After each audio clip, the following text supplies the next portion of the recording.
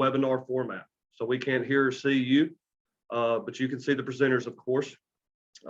Please use the chat or the Q&A function at the bottom of your screen for any questions regarding anything discussed or any specific questions for the presenters.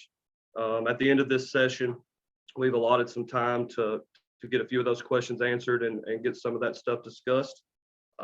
Today's session is eligible for 3 hours, 3 continued education contact hours, and Bradford is providing this continued education hours for no charge to you. After today's presentation, the email that you used to sign up for this session, you will receive a link from SurveyMonkey to complete the evaluation for the CE course, excuse me. So please go in and check that. It'll be available for 30 days after this session. Completing that will be kind of the final thing for you to receive your credit for this. Finally, if we have any technical difficulties at all, please bear with us. We'll get linked back up as quick as possible and keep this rolling.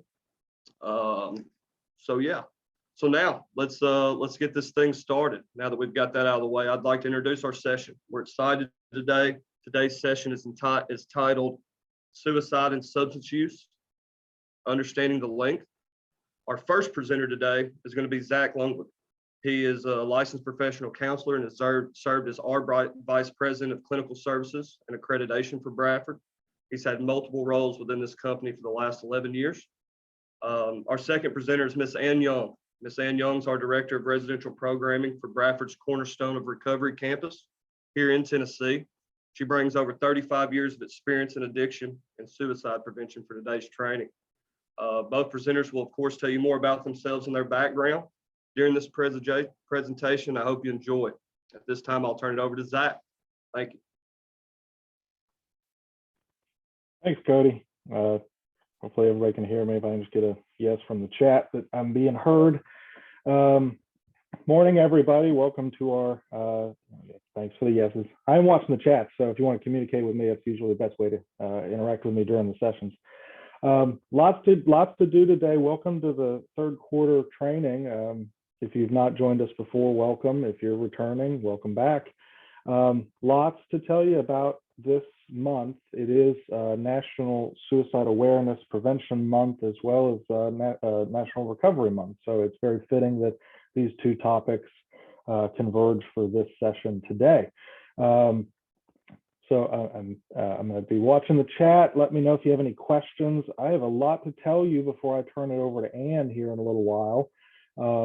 We are going to be talking about the prevalence of suicide and substance use. So we're going to be going over the figures. Can't do a presentation like this without the math. We're going to talk about correlations of suicide and substance use disorders. We're going to talk about those shared risk and protective factors. We are going to be talking about kind of what's going on in the state of mental health right now. If you haven't been checking the newspapers, what is a newspaper? If you haven't been checking your feed, there's a COVID going on. There's a pandemic, and that's causing a lot of turmoil for people. And that is most certainly having an impact on our substance use prevalence as well as suicide. Though we're going to look at some nuance in that data that I think is really interesting, and we're going to be watching that really closely, and hopefully some things to trigger you to be mindful of moving forward. And then especially towards the end of our session today, we're going to be spending a great deal of time talking about intervention skills and principles, including the basics of assessment and safety planning, which my presenting partner will cover a lot of that material today. So let's start with the math. Let's start with the information, and I like to go back a little bit further than just present time. So I'm seeing some chats about muffled sound. Let me see if I can. I'm afraid to change too much stuff. Let me do one chat.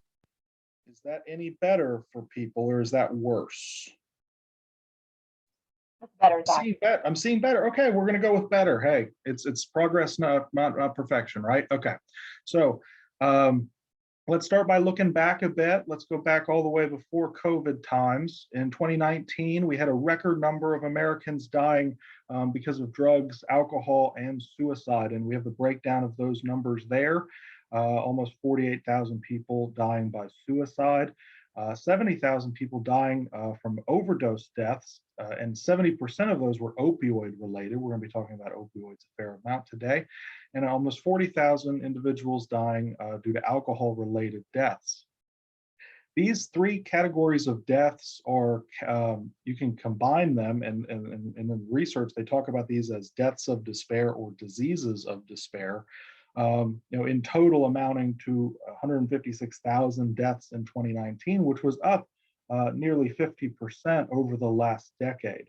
In 2019, interestingly, probably not the last time I'm going to say interestingly today, I find it very interesting, we see a reduction in suicide rates compared to the previous year in 2019.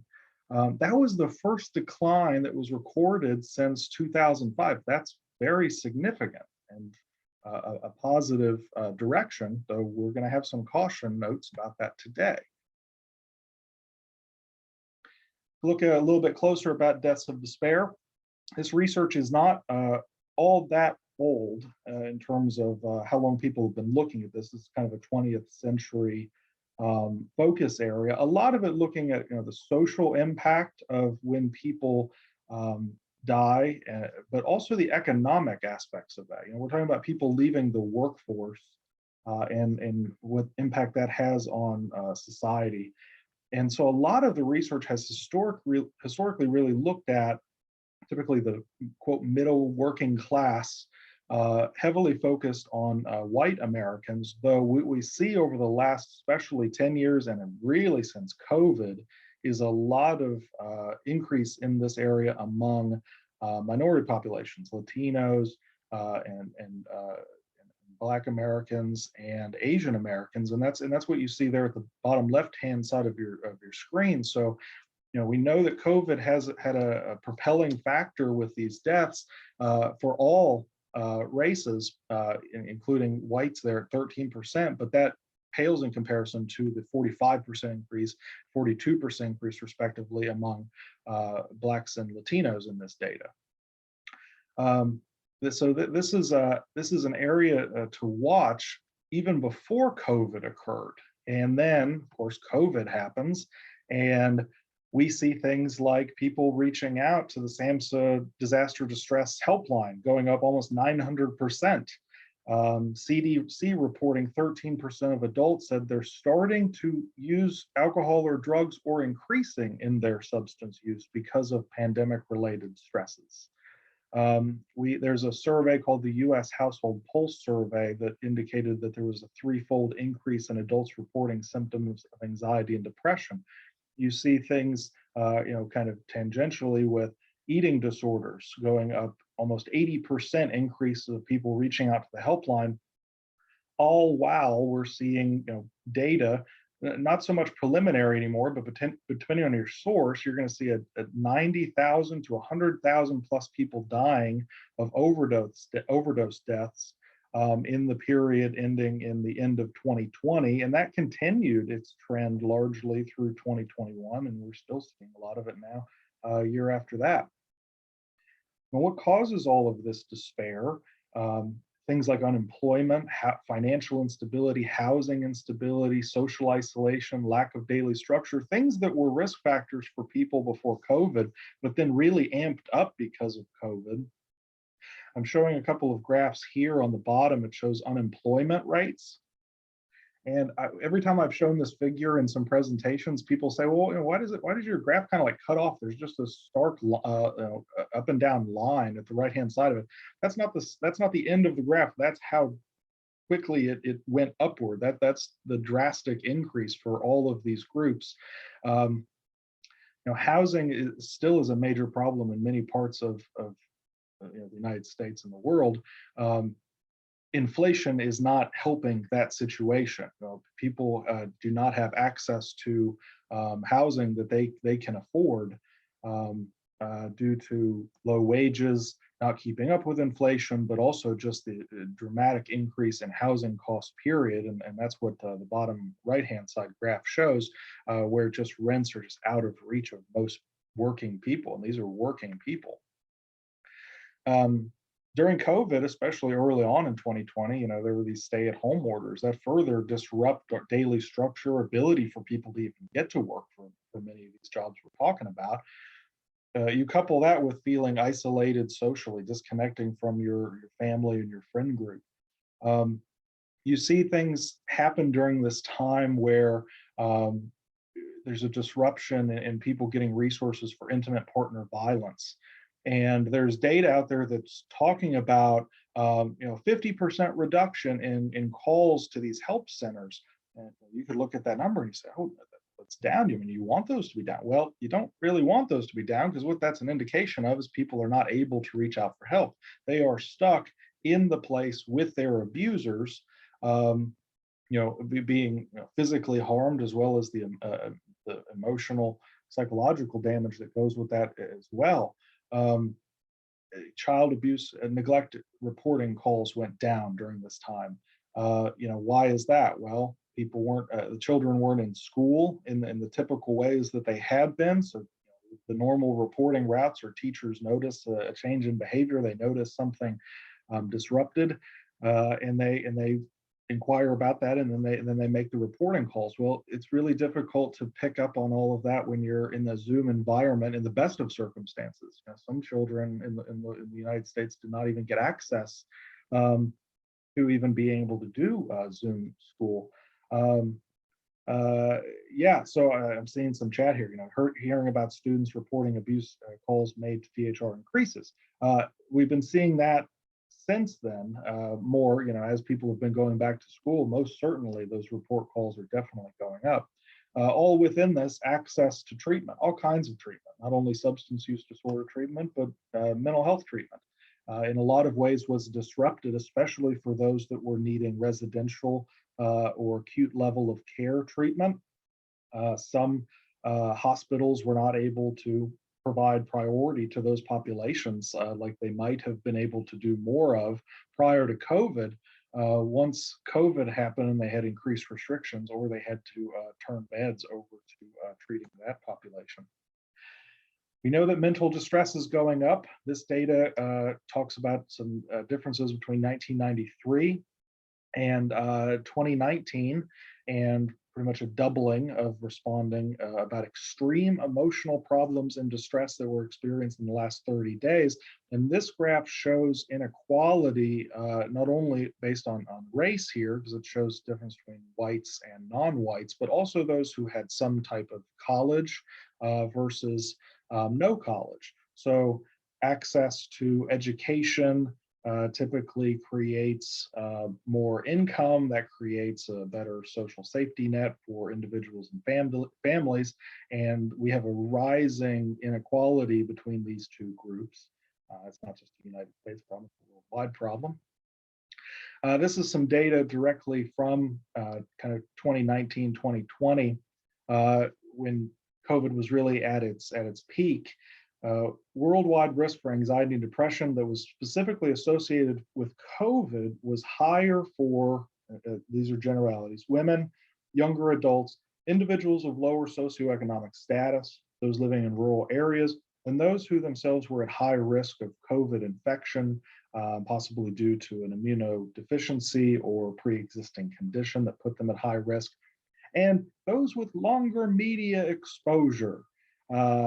Watching too much cable news, too much feed, and getting the news brought to you on your phone constantly, and especially the targeted news where you only see particular stories with particular interests, that has a negative bearing on mental health. And I think there's lots of research that is out there to support that. Basic theme of that is Facebook is bad for you, so put it down. In our world, mental health remains largely untreated. This was a problem before COVID, but COVID has not helped things. So from this data from 2020, they asked 36,000 respondents. Of those respondents, 62% of those had a mood disorder, 76% had an anxiety disorder, and 81% who had a substance use disorder did not receive treatment. That's not very much different from some of the lack of access to treatment issues we dealt with before COVID. But I think it's interesting when you think about it in the terms about delaying healthcare, which a lot of that happened with COVID. People were staying at home, or like as I said earlier, facilities weren't able to treat a condition, or they weren't able to see people in person, or whatever was happening. People sick with COVID, that kept them out of getting other general health care. We're seeing kind of this wave, these waves that are just going to keep coming. Probably for, I would assume, decades to come, we're going to be seeing offshoots of these issues. And especially when you think about a term that I've just been exposed to, but I'm going to tell you about it here first. And by the way, to the person who asked the question in the chat, yes, you will get a copy of the presentation. Whenever we send out the eval link, it'll be right there with you. We also have recordings of this available for perpetuity. There is a new term out there: pandemic trauma and stress experience, called PTSE, which, man, that's a real, just that has a good marketing to it, right? They just took PTSD and they just changed it by one letter. Man, that's clever. Pandemic trauma and stress experience. Man, I can imagine a lot of us on this call and plenty of our clients and family members, they have experienced this in one form or another, either because of the acute issues related to trauma where we have lost someone, or all of the fear and uncertainty that just goes with this time. I don't want to say that time because we're still in that time largely, but all the things that go with it that just compound on our already fractured mental health. Meanwhile, interestingly, said it again, suicide rates seem to be trending downward again. So we moved from 2018 to 2019. Now we're looking at 2019 to 2020, a 6% decrease. That is the largest annual drop that had been seen in nearly 40 years that this had been tracked. Now, suicide still a significant problem, still 11th leading cause of death in the United States. Depending on the source you look at, you might say 12th, might say 10th, right there in the middle, sweet spot, 11th leading cause of death. Preliminary data, not really out there yet, but based on some things I've been hearing from folks who are a little bit more plugged into this aspect of mental health services, looking like suicide rates are going to be going upward again by at least 3%. For our 2021 data. So that's actually going to take us a step backwards a little bit. And we are going to continue to talk as we progress through a few more slides about maybe there's already some underreported or not reported suicide that's being misclassified as other things. But here's the data we do know. Here's the stuff that if you go to SAMHSA, if you go to suicide data sources, this is what's available. 2020 data. About 46,000 people in the United States dying of suicide, around 11th or 12th leading cause for all age groups. We're going to talk about age groups more in just a minute. About 1.2 million people attempted suicide. Attempted suicides are estimated to have occurred, which means that that's about 1 every 27 seconds, give or take. There is a higher rate of suicide among middle-aged white men. That data has been kind of holding for a while, though again, we're going to talk about some nuance in that in just a moment. Someone dies by suicide approximately every 11 minutes in the United States. And there are about 130 suicides per day. Speaking of young people, which we'll have a couple of slides on here as we go, someone aged 10 to 24 dies by suicide approximately every hour and 20 minutes. States. And a major component of suicides, and something we will have to talk about, is firearms, because they account for about 53% of all deaths by suicide. Men are dying at a higher rate of about 4 times that compared to women, and we'll talk about some nuance there. Here is, based on the 2020 data, a map of prevalence across the United States. You do see more rural, especially in the western states. They're very rural. Tend to see concentrations among individuals who are tend to see concentrations of Native American populations, so that accounts for a lot of some of these Western states, and we're going to talk about that a little bit. Appalachia, which you see West Virginia kind of highlighted, kind of stands alone, but all of Appalachia is kind of in a more prevalent area there. That's kind of shines out to me, just kind of the line that runs down from Ohio down through our state here in Alabama.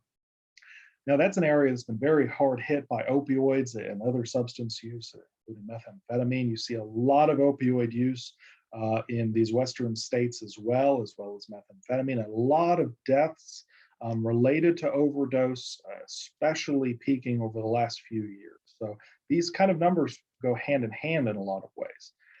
I think it's interesting to look at 2020, especially with a context of what was going on. These are the deaths that occurred, the most prevalent deaths across all age groups, across all other demographics. COVID-19 obviously did not exist in 2019, did show up on the data source here for 2020, and it did account for more than 10% of all deaths in the United States were attributed to COVID. Unintentional injuries, which is a leading cause of death among a lot of age groups, especially the younger age groups. That it tends to be the leading cause of death among that group. But the problem with that number is that it just lumps in so many things. When we talk about unintentional injuries in these numbers, we're talking about overdoses, falls, car accidents. We saw a rise in 2020 by about 11%. A lot of that was overdoses. I would imagine actually in 2020, car accidents likely went down. I have no number to support that, but from just anecdotally, a lot fewer people were on the road during that time. That's why for some of you, you may have experienced a reduction in your car insurance during that period, because they looked at the numbers and they said, we have so many fewer accidents. So that really is striking if you remove some of those numbers from that data in the first place. Suicide, all the way at the bottom of that list, not to say that in a minimizing way, but I'm just trying to give context of all of the other numbers related to deaths. So we're going to talk about some demographics, so there's nuance within these. So suicide rate does tend to increase with age. And it is higher among men versus women at about a fourfold total. You see that women tend to attempt more often and they often tend to use less than lethal means compared to men. And that's where the use of firearms versus cutting or poisoning by ingesting a substance. Those are some of the reasons behind that, why that data exists. And we're going to talk about that, why that phenomenon might tend to happen. We know suicide increases with social isolation. In general, suicide rates are higher among whites, immigrants, and persons who do not have, I would call it kind of a spiritual taboo around deaths by suicide. So religious involvement, where the religion prescribes that taking one's own life would condemn them to hell, you tend to see kind of a lessening of that among those groups, though that's not necessarily always the case. And the thing with risk factors and protective factors is there's no one size fits all. So you can't just take that and discount the risk. And so we are also, you see clustering of increased suicides among certain populations. Like, for example, Native American males have a very high risk of suicide rate, and there's lots of reasons for that, as well as Asian women. So here are the age groups. I saw a couple of chats where people were kind of talking about kind of the sadness among the age groups. It's sad no matter the age, but think about, I think I saw some chats, think about a 10-year-old dying by suicide is a very sad case. Here's what I do know based on that data.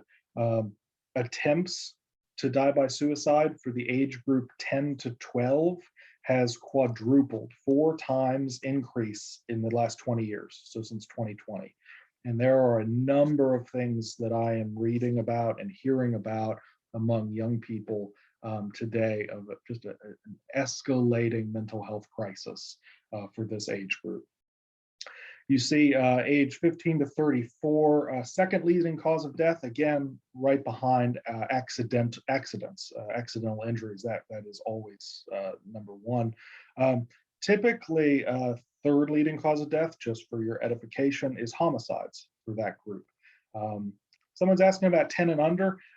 It's sometimes difficult to find consistent data on that, but a lot of problems with reconciling some of this is things can get misclassified by medical examiners and coroners very easily. And we're going to talk about kind of what we see with that with opioids too. 34 to 44, 35 to 44, fourth leading cause of death. And the 45 to 54, fifth leading cause of death. What you'll notice is kind of not really prevalence, but comparison, the proportion of deaths by suicide compared to other reasons, it diminishes as someone gets older. You look at some of fifth leading cause of death for the middle-aged group. When you get to the 55 to 64, eighth leading cause of death, 65 plus 17th leading cause of death. That doesn't really mean that it's less. It's not occurring, and it's not occurring at high rates. In fact, age 65, it happens quite a bit. But with the 17th leading cause of death, all that means is that there are a lot of other things that are causing people's death at that age group. You see higher rates of heart disease, cancers, etc., that are causing deaths other than suicide. And within that middle age group, especially looking at that, what you see is that's actually the highest proportion of suicide across all age groups. It's that what we've been talking about, kind of the middle-aged, typically white, male. And thinking about historical data, there was a big blip in the early to mid 2000s, around 2008, where that age group just really jumped up in suicides. Anybody want to guess in the chat why 2008 might have been a big reason why middle-aged white guys were dying by suicide? See, housing market crash. Yeah, not only housing market, but just general crisis, crash, recession. You got it. So much financial turmoil right then from the economy. People saw their savings, their investments just wiped out. People, who maybe had a path towards retirement, they were eyeing that, and then just the hopelessness sets in, that we're never going to get out of this sets in. And these were people that were worried about their families, worried about their livelihoods, and they didn't see another escape. So speaking about gender, as I said, it's about a fourfold variation between men and women, men accounting for nearly 80% of all suicides. Overall, suicide is the seventh leading cause of death for men. Firearms, most common method used by men. And those men who have a substance use disorder are about twice as likely to die by suicide than someone who is not using. We're going to have more data on that as we go. Comparing with women, women are more likely than men to have suicidal thoughts or gestures. It is the 14th leading cause of death among women. More common to use methods like poisoning or cutting in females versus males. And as we talk about means is a very important factor in understanding risk factors. The thing about poisoning, depending on the combination and substance taken, can in many cases be reversed, whereas firearms generally cannot be reversed and result in immediate fatality. Women with substance use disorders, and this is an interesting comparison compared to the twice as likely for men, women with a substance use disorder 6 to 7 times is more likely to die by suicide than women who are not using drugs or alcohol. So I think that that's really interesting, because what you see there is a very particular propellant among this. And what we know about women is they tend to progress through the characteristics of substance use disorder more rapidly than men. from the onset of their use to the point where it becomes what would be considered a more problematic use. Lots of reasons for that. Race and ethnicity, as we talked about, white Americans dying at a higher rate compared to others. Nuance within this, so looking at the native population, American Indian, Alaskan Natives, while it's slightly less than whites, when you look at this particular age group of about 15 to 34, the death ratio is about 19 per 100,000 people. That's about 1.5 times the national average for that age group. Shouldn't be that high, but what are you seeing around that? You're seeing a lot of substance use among that population. You're seeing poverty. You're seeing lack of resources for education. You're seeing helplessness, hopelessness, and this, that throwing the gasoline on the fire.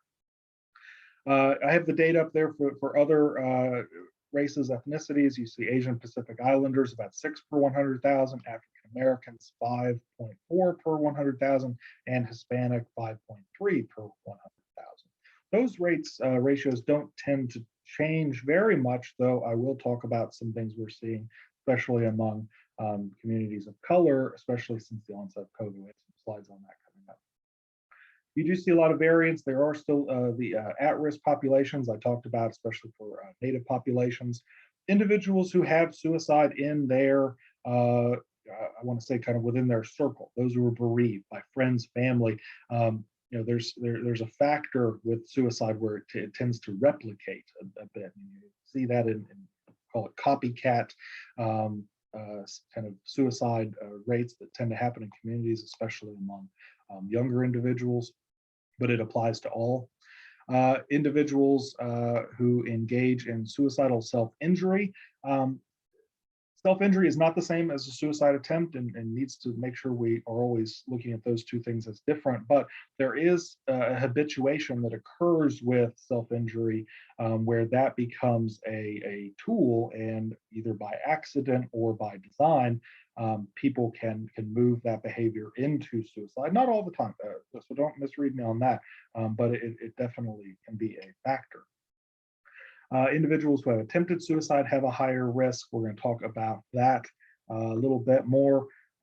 Those with medical conditions. So especially looking at our older population, those in the 50s, 60s plus, when they start to feel burdensome upon their families and others because they have chronic health conditions or chronic mental health conditions, that can sometimes be kind of a propelling factor for them of wanting to shield their loved ones from their burden. Others individuals here, of course, mental health substance use we're talking about today, LGBTQ individuals, members of the armed force and veterans, and men in midlife. We could do presentations singularly on each one of these groups and it would be good content. Suicide death rates by method, these don't tend to change very much over time. Some of the main graph there I have is a couple years older. It's from the CDC. Just for comparison, the very latest that's available is down at the bottom left-hand side of your screen. That's the latest 2020 data. You see, it doesn't really change that much. Firearms were 51% a couple of years ago, up to 52, call it 53. Not much of a change. Suffocation or asphyxiation with hanging, 27%, 26%. Poisoning, around 12%. Other means they lump in there, 8%. We're going to talk about kind of the, I don't want to say rationale is the word, but what can be kind of propelling of these when you look at it in the scope of CALM, which is called Counseling on Access to Lethal Means, which is what we're going to talk about here in a minute. Why do people lean more towards firearms versus another option? This is information from the CDC. What could be contributing to increases? Some of these figures are interesting to read. Maybe one jumps out to you more than another. I think it's interesting. 29% had, quote, some kind of crisis. How much more vague could the CDC be? 29% is how vague they can be. The numbers, I think, give some context, though they don't paint the whole picture. You know, relationship problems. What exactly does that mean? You know, is that lack of relationships? Is that the isolation, or is that a breakup? You know, there's lots of nuance even within these numbers as well. Presence of mental illness is a primary predictor of suicide. So 50% of completed suicides are associated with a major depressive episode, depression, anxiety being pretty significant correlates with suicide, as well as with substance use. 25% of those with a substance use disorder, 10% with a psychotic disorder with such as schizophrenia. It's kind of it's a myth, it's a misunderstanding that that SMI, especially things like schizophrenia, are very heavily correlated with things like suicide. It's the same reason that that population tends to get lumped in as potentially violent. You know, people with schizophrenia are more likely to be victims of violence than they are to be perpetrators by a long shot. But society tends to look at schizophrenia and that psychosis as very, very much a risk, not only for self-harm, but for harm to others. And that the numbers just really don't support that. Because here's the deal, most people with mental illness do not attempt or die by suicide. They do not necessarily go hand in hand every time. You have to really look at the whole picture, the whole person, all of the factors that are going into this. But mental health as a pattern is not an indicator. You know, you can't necessarily say, okay, depression, anxiety, and the diagnosis pattern, and then, okay, that's going to lead here, especially when we think about youth. 71% of youth dying by suicide did so on their first attempt. That's often called an index attempt. Firearms involved 85% of the time of those young people who died on their first attempt. Prior mental health concerns were absent in about 41% of these attempters who died. Here's the thing, especially with young people, a suicide attempt or suicide, an interrupted suicide or aborted suicide, that can be sometimes the very first intersection that young person has with mental health care, with the systems we have in place, hospitalizations, therapists, whoever it is. And so there's a great deal of opportunity there to identify, do prevention among this group, but then also when we get that intersection, handle it correctly. And just the problem is in the world, there's just not enough resources, especially for youth. And so what tends to happen is you see that significant increase. You know, some data that just came out a few months ago about adolescents says that adolescents who had access to firearms had about a 1.5 times higher odds of prior suicide attempt and current suicidal ideation. This is based on some information out of emergency rooms. Those who they surveyed in the emergency room, about 40% of them had access to guns. And adolescent suicide deaths have almost doubled over the last 20 years. As I said, for the 10 to 12 range, quadrupled over the last 20. So there's still so much with that population that needs to be addressed. Let's talk about correlation with drugs and alcohol, which is kind of the main idea behind why we're talking today, bring these kind of two worlds together, if you will. Suicide is a leading cause of death among those who use drugs and alcohol. Now, this data here from the CDC, I'll grant you, is a little bit older, but man, they also give a pretty wide range in their data. 25 to 55% of those who died by suicide had drugs in their system at the time of their deaths. That's a big range, people. Misuse of drugs and alcohol, second only to depression, as the most frequent risk factor in terms of a diagnosis of suicide behavior.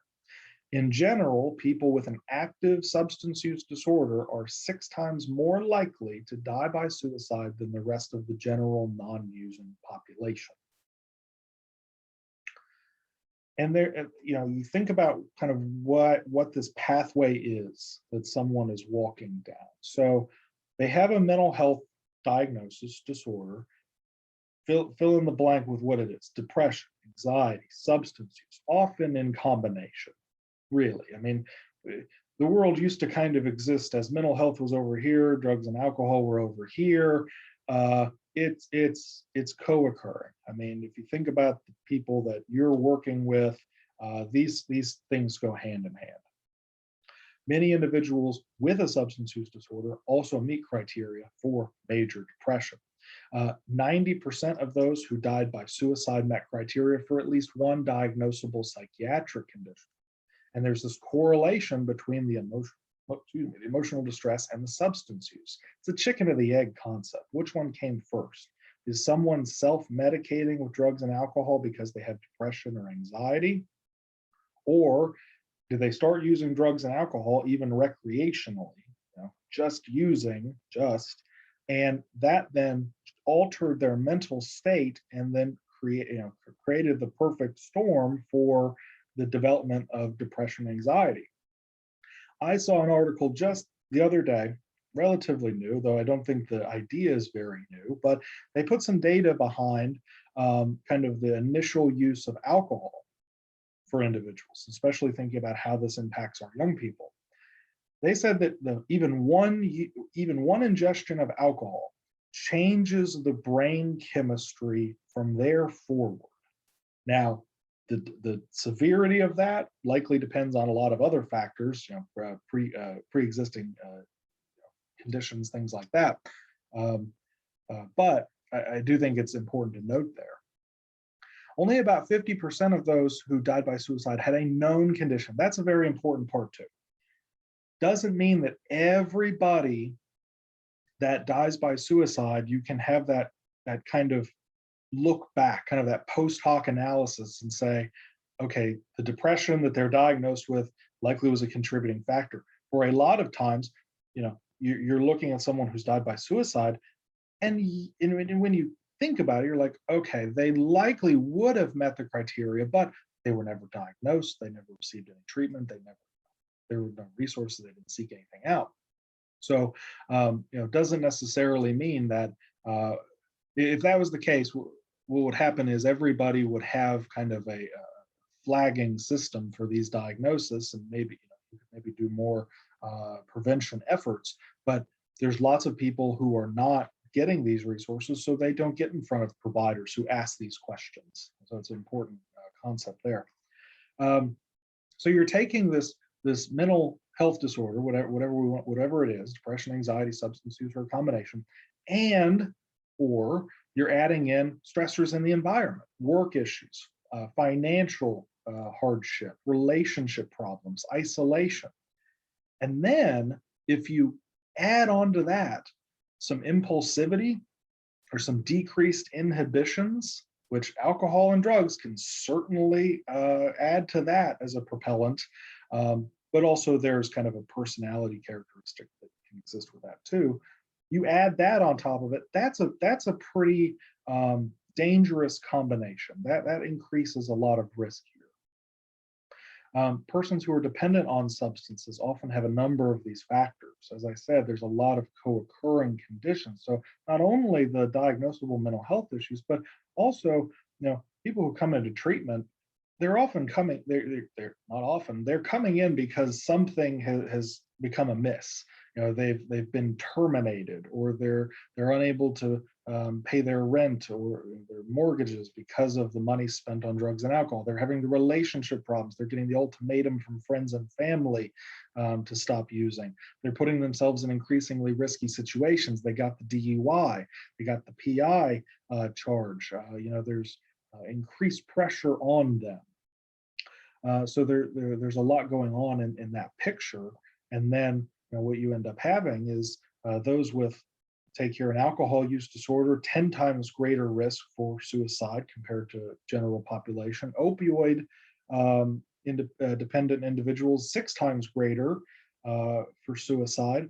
And for those who are using intravenous drugs, 14 times greater risk of suicide compared to the general population. I'm going to talk about opioids in a little bit more in detail here in a minute, but I really want to highlight here, opioid dependent disorder, now that presents in a lot of ways. We're not, we are talking about those who are using heroin and fentanyl and buying off the street, but those same risk factors are going to exist for the person who is being prescribed opioids as well.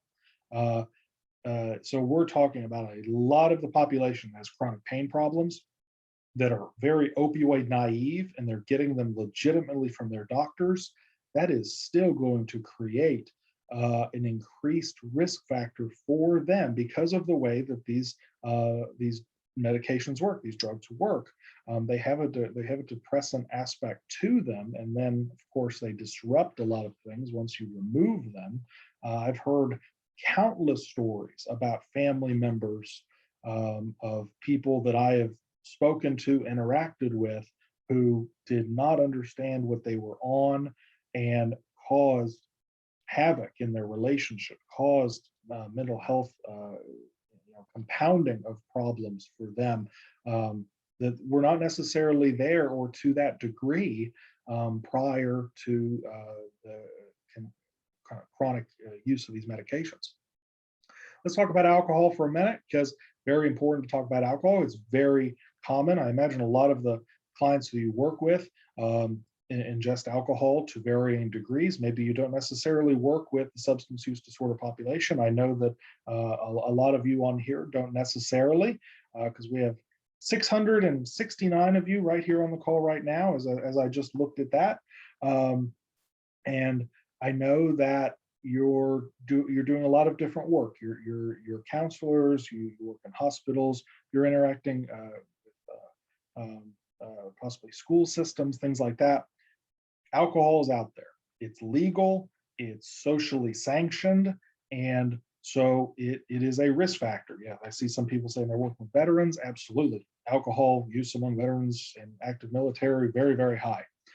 So we always have to be looking at the alcohol use. 30% of deaths by suicide involved alcohol intoxication. So you're looking at people, and this is a particular study, so this is a bit of a generalization, but alcohol in the post-mortem review toxicology, alcohol is present, often above the BAL or BAC legal, quote, legal limit. About half the people who died by suicide have a positive BAL. Why is that? One of the things that alcohol does in those suicidal situations is they can either propel someone to die by suicide, or they're drinking into thinking of maybe it's going to take the edge off of the act itself. It's going to dull the effects, impact, pain. Those who have been treated for substance abuse often have co-occurring mental health. We're talking about depression, PTSD. So as a lot of you are talking about PTSD, someone says it right there, veterans with PTSD are more likely to self-medicate with alcohol. Bingo, you are right. Because it's cheap, socially acceptable. Anxiety disorders and some personality disorders. Minimum drinking age in the United States is, I don't know if it's a debated thing so much anymore, but it's changed. If you didn't know that, over the last 40 years, it did not always used to be 21. It used to be a lot lower. It's not the same way in other parts of the world either. And there's lots that can be kind of dissected and debated about that, because we still have the most alcohol-related deaths of developed countries. We tend to have the most DUIs, the most crimes related to alcohol use, but not every country sets their minimum drinking age at 21. There's a social aspect to this that I think is kind of hurting us more than anything else. But I digress. The information there that says set at 21, the drinking age, prevents an estimated 600 suicides annually. I've kind of used that number a lot. I've talked about that statistic. Here's where that number comes from. They looked at, they did kind of a quasi experimental design study. They looked at deaths by suicide for those people who were drinking age during the time when it was particularly in flux. That was about 1949 through 1972. it was in the 70s and 80s that a lot of states started changing, moving towards kind of a federalized older drinking age. So they looked at a regression analysis of this, and they said they looked at people who had legal access to drinking prior to the age of 21, and they looked at did they have an elevated risk of suicide throughout their lifespan? And what they found was, yes, they did. There's a lot of factors that can go into that, but basically what that means is if we delay people drinking, it'll do less to impact their brain. Our prefrontal cortexes are not fully developed until what they're saying is they're in mid-20s. So if you're introducing alcohol earlier and earlier, and as I said earlier, it permanently changes our brain functioning. That's what that risk is. As alcohol use increases, so does suicides in a population. A lot of people enter treatment when their use is out of control. And I talked about some of those factors a minute ago. And you see an increasing variety of risks, with that. They're typically acutely experiencing a crisis, whether it's mental illness, medical conditions, medication problems, intoxication, or withdrawals. And then you start coupling on some of those other things I talked about, the family issues, the child caring, financial, employment, legal, housing, insufficient resources. It's all about insufficient resources. Then you get them into treatment. And treatment is supposed to, it is a time for great healing, though it is a time of some increased risk. There's the risk for relapses, for transitions in treatment, especially moving in different settings from acute level care to more of a less restrictive care. That's a very risky time for people. Crises in life do not always get better whenever someone enters treatment. In fact, sometimes they get worse for people. And also the emotions are more raw. They're no longer shielding with the drugs and alcohol and being able to disassociate and run away from it. They're having to face their challenges head on, maybe for the first time in a very, very long time. And that's pretty heavy, to say the least. And so this is a very risky time for people. That's why assessment's very, very key, which we're going to talk about here in just a little while longer today. Being very mindful of these risk factors and not making the assumption, and I hear a lot of families making these assumptions, just because my loved one got sober, everything's going to be okay, they're now safe. No, it can sometimes work the opposite. We must, as families, as communities, as helpers, be ever vigilant. Because these are, there's a lot, this is very, very prevalent. About a third of adults assessed, and this is from 2019, at a substance use treatment facility had severe psychiatric problems. So people might have been self-medicating for around those. Now they move more into the forefront. And it's very important that treatment for substance use disorder includes treatment for the depression, the anxiety, the other things that are going on. They're not going to go away necessarily just because someone got sober, though they will definitely be greatly improved the longer someone stays sober. 65 million Americans self-reported binge drinking in 2019. You bet you that went up during COVID. And about 35 million adults reported using illicit drugs during the past month in 2019. Spend a few minutes on opioids. Excuse me. So here's some data. Some of this is a couple years older now. It talks about kind of the elevated risk, and you see that intersection highlighted there on the right-hand side between substance use and suicidality. Right there in the middle, a lot of the factors we've been talking about today. Likelihood of suicidal thoughts remains high even after someone stops using opioids. 7% of former opioid abusers who had not used heroin or taken a painkiller without a prescription in over a year contemplated suicide. That rate is more than double those who are non-opioid users. And for the current misuser of opioids with a substance use disorder diagnosis, the risk of suicidal ideation rises by about 23%. There's some 2016 data that suggests that about 19% of people who take opioids for longer than 3 months will experience depressive symptoms. This is what I was mentioning earlier. Guys, these medications are not made to be long-term options. doctors want them to be, pharmaceutical companies want them to be. They are not supposed to be by design. And here's a really important thing. I'm gonna spend a minute on this, as I'm aware of my time and knowing that I have to hand off to someone else here in a little while.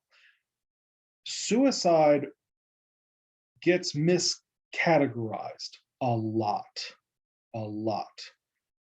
And especially with how much we have seen in the increase of overdoses. You know, in the last 20 years, since 2019, or excuse me, since, I don't know what year it is, since 1999, we have lost 500,000 people to opioid overdoses, just opioid overdoses. And that has been a dramatic spike over the last few years, especially during COVID. But what's happening is medical examiners, coroners, whoever's doing it in the county where the death occurs, they're putting it down as an overdose because that's the evidence they have. Unless someone gives the indication of the intention to die by suicide using the opioid or other medication or other substance, whatever it is, unless they give that indication ahead of time, they don't tend to classify them as suicide. And there is a significant racial difference in this too. You don't tend to see these numbers as much in communities of color as you do in the white population. That's one of the reasons why, going back to some of our earlier slides, suicide prevalence tends to be higher among whites in the data, but there's nuance to that. Up to 30, so the one study from 2018 says up to 30% of opioid overdoses may be suicides.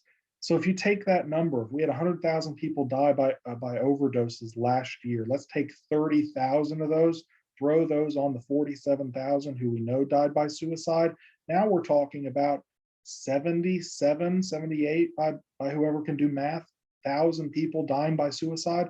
That's looking a lot more like the crisis that we're giving the attention around opioid epidemic that for a lot of suicide doesn't really get talked about. I don't see a lot of stories about the suicide epidemic on the news, but they want to talk about opioids.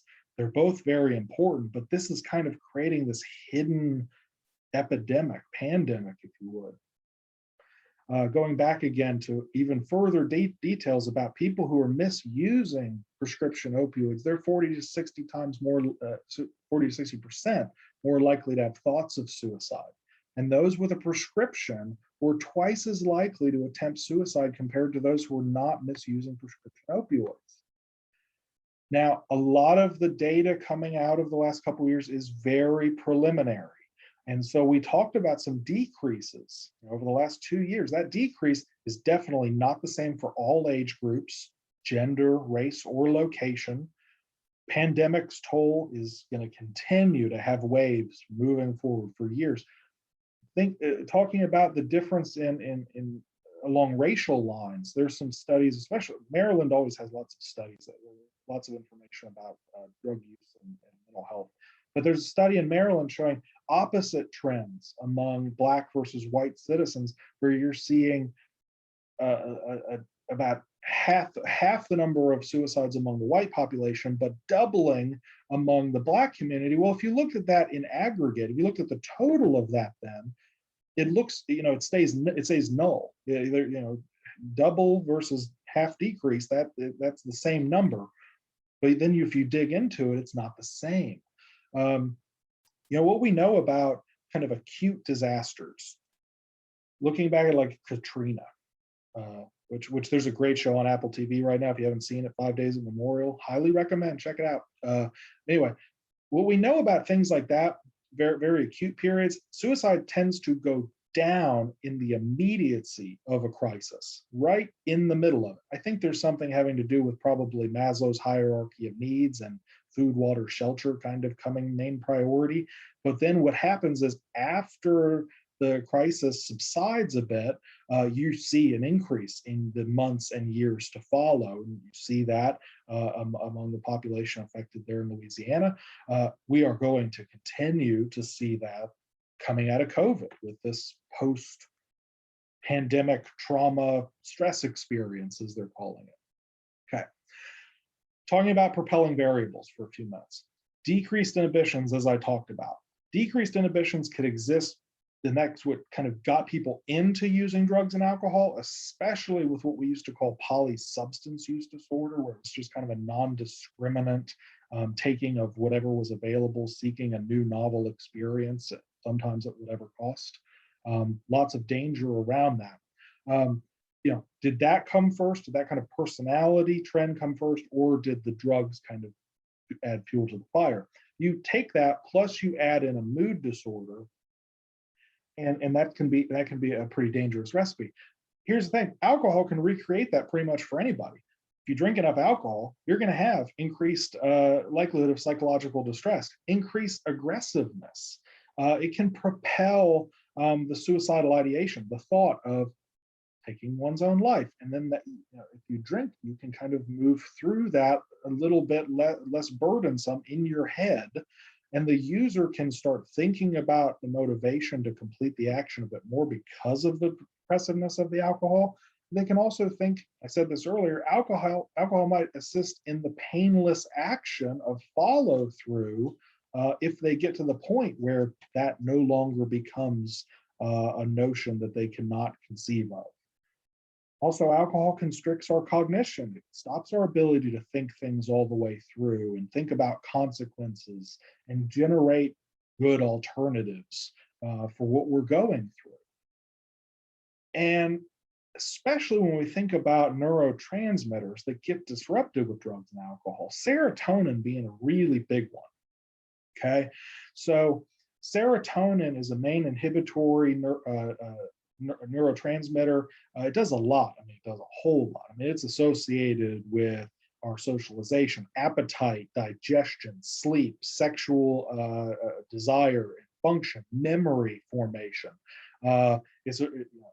Much like all neurotransmitters, they fill a lot of roles. But there's lots of suicide research around serotonin in particular. And that's why, again, going back to depression being such a big thing in this discussion, that's why SSRIs have such a vital role for those who do not have access within their neurons for adequate or abundant amount of serotonin. The SSRI is a reuptake inhibitor, so it stops the serotonin from being taken back up into the adjacent neurons, so you have more at your disposal to use. That's my brain chemistry 101 in 30 seconds. Here's the thing though, drugs and alcohol change brain chemicals. So you drink, you use long enough, you're gonna have a disruption to those neurotransmitters, to those neurons, and that can then lead to the mental health disorder. It's the chicken or the egg. This is a fancy way of saying chicken or the egg. Which one came first? Did depression, did a kind of pre-existing disruption to neurochemicals, did that exist in that person that then led them towards seeking out drugs and alcohol, possibly as a means of self-medicating, to filling those holes, those gaps that were already there? Or did you have a clean slate brain that then got access to drugs and alcohol, often at an early age? It disrupted those neurotransmitters. That then led to they would meet the criteria for something like a depression, anxiety, or possibly another diagnosis. Neurotransmitters get disrupted. It creates this emotional distress. The emotional distress often leads to more and more drugs and alcohol, trying to fill those gaps.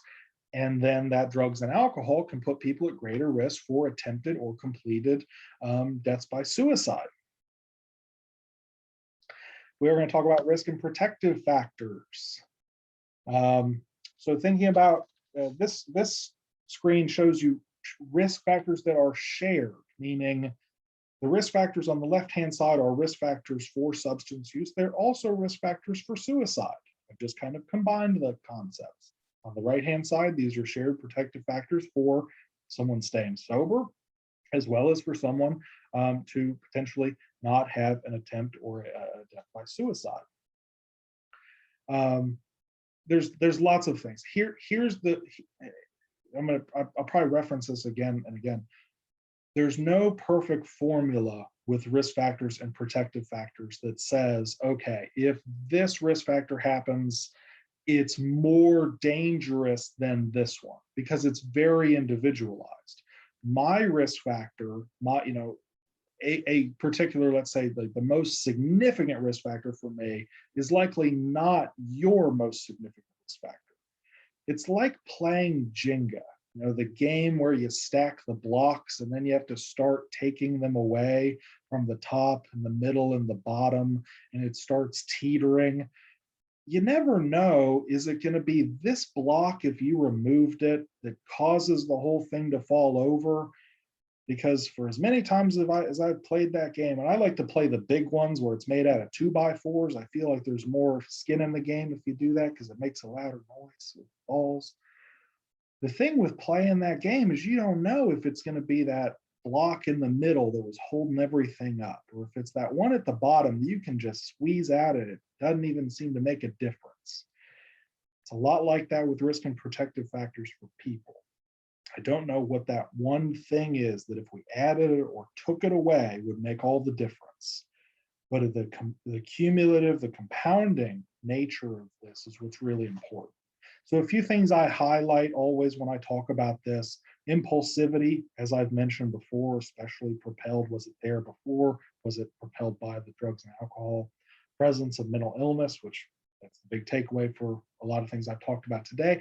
And then also the previous suicide attempt is a pretty significant risk factor for both things, for people picking up drugs and alcohol or increasing their drugs and alcohol, and also for potentially another attempt, though I'll give you some data on why that's not always the case. Shared protective factors, things like community involvement. Going back to so many things that got disrupted for so many people during COVID, where they just they lost access to their support groups, to their churches, to things that grounded them in whether that was real or perceived, commitments to others. Sobriety, obviously that one makes sense. If someone stays sober, then drugs and alcohol risk goes down. But also, if somebody's sober, it can go a long way in removing some of that suicide risk. Though, like I said, for that person, especially newly into recovery and treatment, that's not always the case. So we can't put our guard down. And then the strong family bonds. And the thing about Western culture, I lump a lot of the world into quote unquote Western culture, is compared to the historical nature, we have fewer family bonds and fewer community level engagements than we probably ever have in history. I'm not an anthropologist to be able to say that for certain, but it certainly seems like it. People are not as engaged in religious affiliations or community affiliations than they were. People used to live in villages, close knit, where they would not move far away from family and support, whereas now it's not unheard of for someone to pick up, move thousands of miles away from any semblance of support, and that's not an odd thing. That used to not really be a thing that happened, historically speaking. So we're much more disengaged and fragmented than we ever were. Risk factors, obviously, if you can reduce some risk factors, you can reduce some risk, though, based on the Jenga analogy. Don't know exactly which one is going to make more difference than another necessarily, as we very individualized, personalized. But some things to be looking out for, obviously mental illness, hopelessness, whether that's evidenced in what you're seeing or they're verbalizing that. Substance use, you should always be assessing for substance use. If this is not your field, make sure you're always asking about that prevalence. Certain health conditions, especially as I said, is if people have a terminal condition or chronic condition and they're feeling that it's never going to get any better, they're feeling that they're becoming a burden on others. Put your feelers out there for that one to be assessing for that. Victimization of violence or potentially the perpetration of violence. High conflict or high violent relationships. Isolation, Having a family history of suicide, inadequate community connectedness, I said that in the previous slide, availability of lethal means. We'll be talking about that in higher detail in just a minute, but man, that's got to be really highlighted there. Unsafe media portrayals of suicide, especially with there's a glorification that can occur with suicide that can create people's desire to move through with that action, especially when they see an outcrying of love and support, for those who have died, and then they kind of, it seems that they picture themselves of getting that level of support even though they will be deceased. They won't actually hear the outcrying of people who said all of those wonderful things about them. They struggle with being able to connect those rational dots. And then, of course, stigma that keeps people from seeking treatment for mental health conditions. That is a risk factor. Some ways of this can help you maybe organize if you're assessing. If you don't already have a formal assessment for risk and protective factors, I suggest you get one regardless of your setting. Here's one way that just in your head you can always keep up with it. It's called SHORES. Number one, looking for skills and strategies to cope. Does someone have the ability to self-regulate their emotions? Do they have the ability to play that tape all the way through and think about other alternatives? Do they have hope? Do they think that things could get better? Do they have future-focused goals that they want to meet and are pretty concrete? Do they have objections, morally, religious-based or otherwise, the reasons why they would not consider suicide or why it would be forbidden or taboo to use the word. Reasons to live. Thinking about they quote unquote say they couldn't do that because they couldn't leave their children or their family behind. They wouldn't want to do that to them. Those can be protective factors. Restricting means.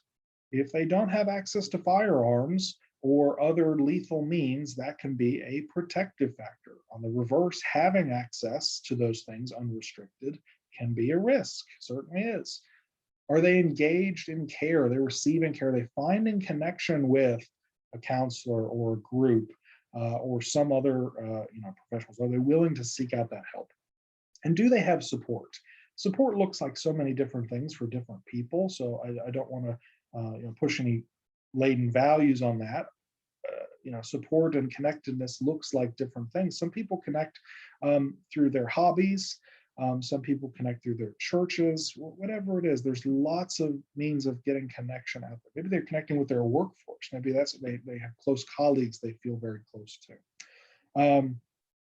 Protective factors, to give a short list, a few things I've already mentioned. Coping and problem solving skills and having a resiliency. Resiliency is an interesting concept to study when it comes to psychology because it can be a bit elusive, individualized on exactly what that means for different people. Access to effective mental health care, cannot be underemphasized here. Those who are living in rural communities, those without access to quality care are at a disservice and are at greater risk comparatively. Do they have skills to recognize the signs and symptoms? Let's talk for a few more minutes. I'm about out of time with the times I have to share with you, but I want to take just a couple minutes. I've got to talk about means reduction. Many people who survive a suicide attempt don't necessarily go on to eventually die by suicide. That's, again, kind of one of those myths. Not to say it does not happen, certainly does, but I think it's important that as a world, we don't, God forbid I say this, we don't write these people off. There's still hope, there's still opportunities, but I think a lot of the world might say, okay, this person has suicidal tendencies, that's going to be there forever, it's going to end in their life. That's not necessarily true.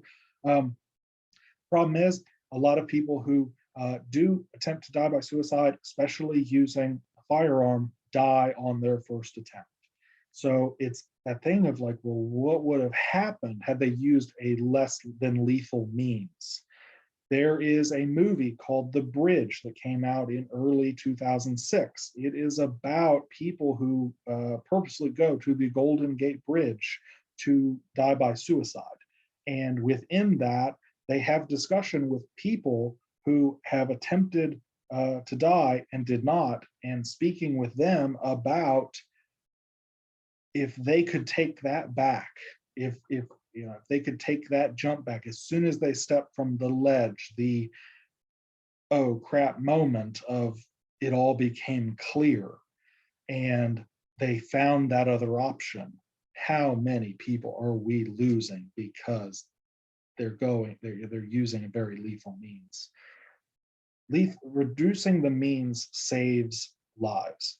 And that is very important, that we as helpers have to be continually reassessing, because there is still hope for these individuals. Here's some data on long-term survival rates. A particular study I reference here says, following a suicide attempters over a time period, found that about 4% took their lives 10 years later after that initial attempt. I don't want to say only, because that's a minimization and 4 is still too high, but I think that number surprises a lot of people. It certainly required me to kind of look at that data a little closer about really what did that mean. Now, 22% of people who attempted suicide did make another non-fatal attempt over the next 5-year period. Even then, I think that people would be surprised by that number. Even thinking about, as I said, the people on the bridge, serious attempts, jumping in front of a train, jumping off of a bridge. For those that did survive, found that 90% did not go on to take their own life. Maybe it's because they got that access to care, or they had that revelation, and they got assistance. I hope so. We're going to talk about means reduction considerations in the next slide. Here are the main categories that we're going to talk about. Number of deaths. How prevalent is the method in what results in a suicide? How lethal is it?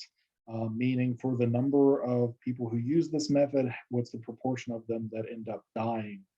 How irreversible is it? Meaning, if you initiate that method, does it result in death that cannot be reversed? Firearms being one in particular, cannot reverse it. Whereas something like an overdose can be reversed if intervened on in time. How accessible is it? Meaning, do you have it around you within your general proximity? And how accessible is this on a cultural level? So looking at this, firearms meet every one of these categories. It results in a lot of deaths. It is lethal, meaning it results in death pretty quickly, especially depending on where they shoot themselves. How irreversible is it? Typically cannot be reversed. How accessible is it? Way too accessible. And how acceptable is it? Pretty acceptable, because think about all the movies portrayal of suicide. How many of them are firearms versus other methods? In the Western world, that gets portrayed a lot in movies, TV, etc. In other parts of the world, not so much. In other parts of the world where they do not have access to guns like we do, some data I've seen like out of Europe and Asia, they tend to use more poisoning. In Asia in particular, lots of deaths by suicide due to like farm chemicals, things like that. Those can be more reversed. So that gives you some comparison of how these different means all kind of come together. Guns. Since the Revolutionary War ended, we've lost 1.4 million Americans in all of the wars that we have been involved in, combined. Okay, since Martin Luther King and Bobby Kennedy were killed by guns or complications from the guns, we've lost more Americans to gun violence and self-inflicted suicide using guns than we've lost in war. That's a staggering statistic. I always check it every time, and it's not getting any better. About 80 to 90% of intentional self-inflicted gunshot wounds are fatal, according to emergency department data. You compare that, and these are really small numbers. I always look them up, though. I checked them just a few days ago. About 2% of self-inflicted wounds from sharp objects, meaning cutting, is lethal. It's not as lethal compared to other means. However, it is the second most method used, especially when you break down those demographics, gender, race, and age differences. About 2% of intentional overdoses or poisonings are fatal, according to data from emergency departments. Now, they can be certainly fatal depending on combination. If you take a certain combination of substances or things like acetaminophen is incredibly toxic and can cause so many complications, even if the person survives. So there's nuance within that. Firearms are used in more suicides in the US than any other method combined. They are highly lethal, irreversible, and easily accessible in many homes. 1/3 of American homes have guns in them. Since gun owners can voluntarily undertake steps to reduce access, you want to discuss this with all of your clients. There is an emergence of these, quote, red flag laws that you may be aware of across the United States. This is what allows someone, could be a family member, could be a mental health professional, doctor, to petition the court to remove someone's firearms if it is deemed that they are a risk to others or themselves. And that period can extend for up to 1 year. There is variance among states, as you can imagine. A lot of that is being propelled by the gun violence that's directed at others with these increases in mass shootings. But it also has relevance towards harm to self. And of course, our veteran population significantly impacted by that because there is a cultural acceptability to firearms within the armed forces, among other reasons. Medication overdoses, typically not as lethal as firearms, though I did mention there is nuance within that. It is usually possible if intercepted early enough that this can be reversed and that person can be rescued. However, overdose is by far the most frequent method of attempt, and medications are easily accessible at home. So we got to be locking up our medications, not only from our friends, family members, and young people, but we know that if people in a community know that there is a large quantity of medication, especially opioids in a household, they can target that household for breaking and entering and stealing those. And that person then might become a victim of crime. My wife works in hospice, and it is amazing the amount of drugs that are floating around in some of the homes that she works in that are legal prescriptions, but create a bit of a target on that household because a lot of people in the community know that person is very sick. So it is very important to advise people about safe disposal and safe storage of medications in lock boxes, things like that. I have just a few more slides left, and then I'm going to turn over and we're going to talk more about assessment and safety planning with my partner in just a moment. Preparatory behavior, it can be a sign that someone is moving towards an attempt to die by suicide. So that includes things like Googling how to do it, collecting pills, razors, weapons, things that would be used as the method. Those who are engaging in preparatory behavior by the numbers are 8 times more likely to eventually die by suicide in their life. An interrupted suicide attempt is one in which an outside force, typically another person who enters the scene, intervenes and rescues the person. For those who have experienced an interrupted suicide attempt, those individuals do continue to have a higher likelihood that they will die by suicide compared to the general population. Though if you remember a few slides back, it is not just necessarily a destined to be situation. And then aborted suicide. This is when someone begins an attempt but stops on their own accord before too much significant harm occurs. Those individuals remain twice as likely to die by suicide compared to someone who has not had that experience. While some attempts are carefully planned, it's very important to remember that that doesn't necessarily have to be true. There was one study, which I reference here, in an emergency room department, where it was people who they were being asked after their first suicide attempt Hey, when was the first time that you started thinking about dying by suicide? And almost half of them said that they first started thinking about it 10 minutes before the attempt. So while I think that sometimes we think about this being a drawn out process with lots of thinking, preparation, planning, which it certainly can be. And you see risk factors within that of people making amends or saying goodbye or giving away possessions. That's not always the case. And this data leads us to remind again that we have to always be assessing.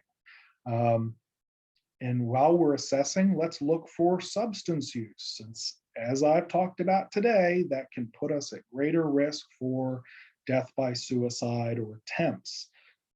Drug use looks like so many different things depending on the substance, depending on how it's ingested, depending on all kinds of things.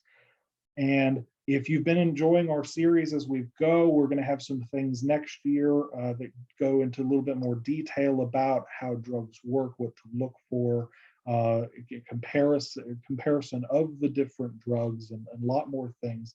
So more to come on that next year. But in general, you're going to be looking for changes in behavior. If you've been working with someone, be monitoring for these variances. That's going to be often your first key that something is off. The person tends to be very reserved. Today they're very chatty. Today they're very fill in the blank with a change in behavior. That's going to be your first cue to, I need to do some more inquiry. And then of course, if you smell the substance, you see the substance, you're experiencing drastic changes in their behavior that you're not seeing, those are going to be signs. Equally, there's lots of warning signs of suicide, including someone talking about the desire to take their own life, generally expressing hopelessness, helplessness, no reason for living, unbearable pain and burden for others. Again, though, you might see some of those mood swings within that. Maybe part of that is withdrawing or isolating. That can sometimes look like drugs and alcohol use. So always have to be looking at it through these different lenses. I'm about done. I just want to talk about a couple things, especially for those of you on the call today who are helpers, because you're very vulnerable, as are the people that you're helping. Not only for substance use disorder, but also for mental health, depression, and suicide. There's this book, and I talk about it often. You don't have to buy the book. I don't get any kickbacks from it, but hey, go Wikipedia. You'll get what you need to know. It's a book by a guy named Sapolsky. Does a lot in kind of the psychology areas that he's an educator. He talks about stress a lot in his research and the responses that we have to it. And it's really interesting because you can apply this to your understanding of trauma, your understanding of anxiety, lots of applications in your work, I imagine, but this applies for you too. And there's some tenets that he talks about why we experience stress, why it stays around, because as kind of is alluded to on the title, Why Zebras Don't Get Ulcers, human beings, we're the only ones that fixate, ruminate on things that happened before or things that are going to happen again. Most creatures that exist on this planet, they're there to eat, procreate, and exist. That's pretty much their MO, and they have a fight or flight response built into them, same exact way that we do. Thing is, the zebra on the Serengeti, to use the cover of the book as kind of a reference point, it's not worrying about, I wonder what's going to happen if the lion comes. It doesn't think like that. At least I don't think it does. I've never talked to a zebra. But man, as a human being, I have all kinds of ability to think stuff through, overanalyze, not being able to live in the moment.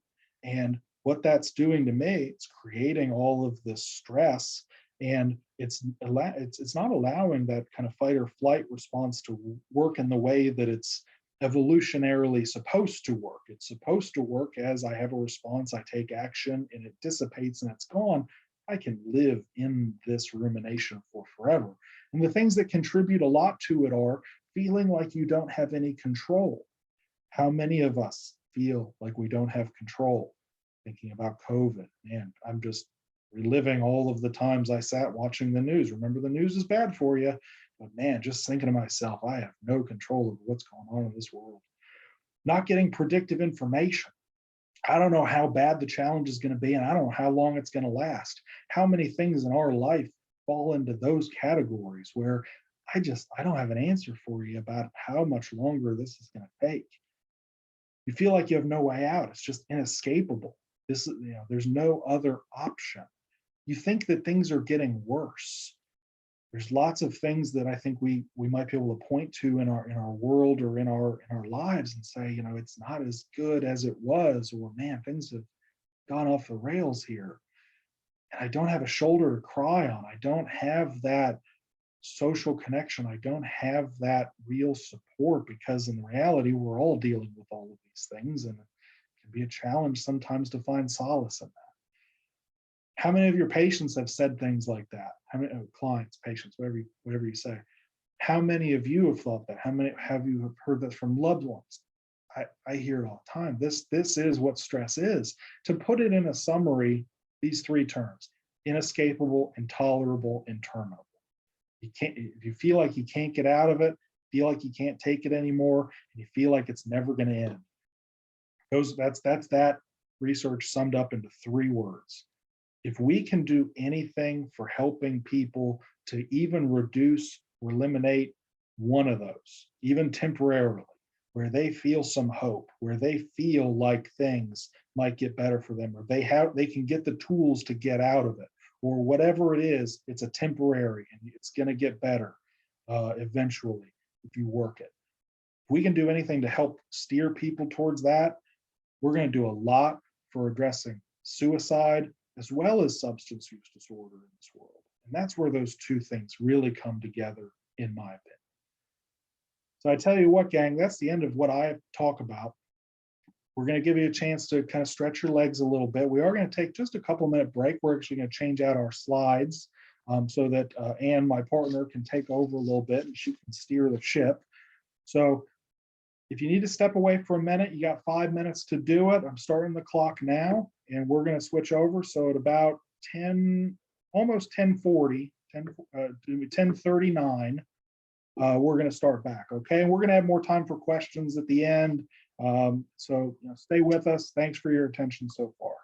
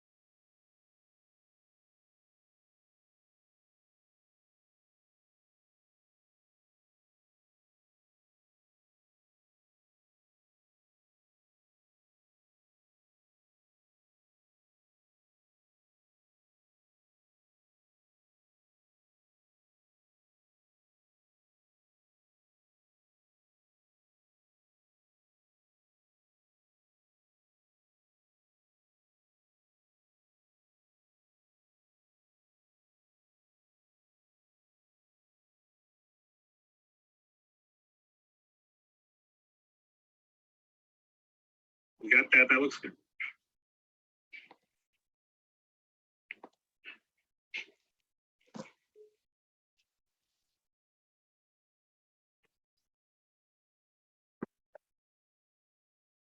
Okay. Are we back? I guess in the chat room, if people will say if they can hear me, that would be great. Hi, everyone. Didn't Zach do a great job? Okay, Zach, I'm going to tell you that I am unable to get to the chat. So I'm going to leave that to, if you'll text me. Okay. It says we are good to go. That would be great.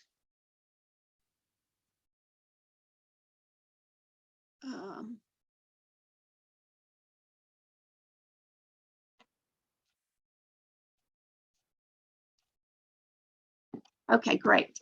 Hey, so welcome everybody. I am so glad to be with you today to talk about suicide prevention. It is something that I'm extremely passionate about, that and addiction treatment. So I want to tell you just a little bit about me. I started in the addiction field a long time ago. I've been in the field since 1986. And so I very quickly saw the correlation between addiction and suicide. And I was losing people that I was trying to help. And I just found that absolutely unacceptable. I knew that we could affect change and that there was a way to do that. So I got involved in suicide prevention. I am currently with a part of a Tennessee Suicide Prevention Network. My main job, of course, is with Cornerstone of Recovery, a division of Bradford. But my side gig is with the Tennessee Suicide Prevention Network, and that's a volunteer position. It was 1999 when the Surgeon General of the United States, Satcher, had a call to action. He called suicide the silent epidemic. And he asked people from every state to come together in Reno, Nevada to create a set of national strategies so that we might affect change in this world with suicide, because nobody was talking about it. There were lots of people dying by suicide and we weren't doing anything. So we had three people come from the state of Tennessee, and were a part of that original conference in Reno. And he challenged the people there to bring those back to the state. And that was Ken and Madge Tullis and our next commissioner, Virginia Betts, who brought that to the state of Tennessee. And in 2001, we had a conference at the Maxwell House Hotel in Nashville, and folks from all over the state came together to adopt those national strategies to implement across the state. And that's when Tennessee Suicide Prevention Network was born. And it's a grassroots efforts. There's very few staff involved with the network, but there's 80,000 volunteers across the state who are passionate about suicide prevention and who give their time and efforts to this. So one of the things I wanted to do today was to give you some tools, to give you some things to take into your community, to take into your practice, into your facility, etc., that might help us eliminate suicides. And the first thing I really want to talk about is the Zero Suicide Initiative. And you see on the slide, there's a website, and I'm going to give you several websites today that I hope that you will go to and look at. But at the bottom of the screen is the Zero Suicide website. And so I want to tell you a little bit about it, because this is a framework that relies on a system-wide approach to improve outcomes instead of the heroic efforts of individual practitioners. The initiative is a healthcare system, the engagement of the broader community, especially suicide attempt survivors. family members, policymakers, and researchers. So the zero suicide is a call to relentlessly reduce suicides in our world. And the approach was built on work done in several healthcare organizations, but the main one was out of Michigan, and it was the Henry Ford system. And what they did was, like other leading healthcare systems, they were trying to find some improvement with falls and the risk of falls. And so what they did was they applied a rigorous quality improvement process and built a framework within their entire system to reduce falls, and they had incredible results. And so they thought, hey, what if we do that with mental and behavioral health issues? Could the care be improved throughout our organization? And it worked. They put together a care model, a comprehensive approach that includes suicide prevention as an explicit goal, and their results were an 80% reduction in the overall suicides from their facility. And so the Zero Suicide Initiative was adopted by the National Action Alliance out of Bethesda, Maryland, to take to the country. And it's based on that approach by the Henry Ford system out of Michigan. The Zero Suicide, then I had the privilege to go study at the National Action Alliance and to better understand what the zero suicide framework looked like. And I was able to bring that back to Tennessee and implement it at Cornerstone of Recovery. We were the first treatment center in the state of Tennessee, alcohol and drug treatment center in the state of Tennessee, to implement fully the Zero Suicide Initiative. And we've had some pretty incredible results. Now, some of the things I want to talk about today is the framework of that and how you can implement that into your facility, into your private practice, into your community. And so the first thing I want to talk about is I want to challenge you a bit, please. It's really important with folks who are dealing with people who are suicidal, who are having suicidal behaviors and suicidal thoughts, that we understand how we feel and how we think about suicide. I want you to imagine that if I was talking with someone about suicide and I had on a name badge, and the name badge said, "My name is Ann, and I think suicide is a sin." How open would that person be to talking with me and giving me their truth about suicide? I don't think it would happen. And so I want you to really think about, I have to be very careful about what I know, what I think, what I believe, so that I don't put that out there for the patients or for the people I'm working with or the folks I'm talking to. So I want you to really think about, what are your beliefs surrounding suicide? Most of us are governed by our own experience, by the things that we have. Well, actually, I believe that I am a sum of my life experience. So everything I have experienced to this day makes up who I am. So I really need to think about what my personal values, attitudes, and opinions are, and figure out how to respect the differences. And those of you who are clinicians, you understand exactly what I'm talking about, is that one of the main things I need to be when I'm talking with someone who is suicidal is non-judgmental. So I want you to think about that today. I challenge you to think about that today. So one of the very first things in the Zero Suicide Initiative is that we need to screen. Now, I was really impressed with a lot of what Zach said. I think he made a very good case for us to screen for suicide anyone who enters treatment for substance abuse or mental health.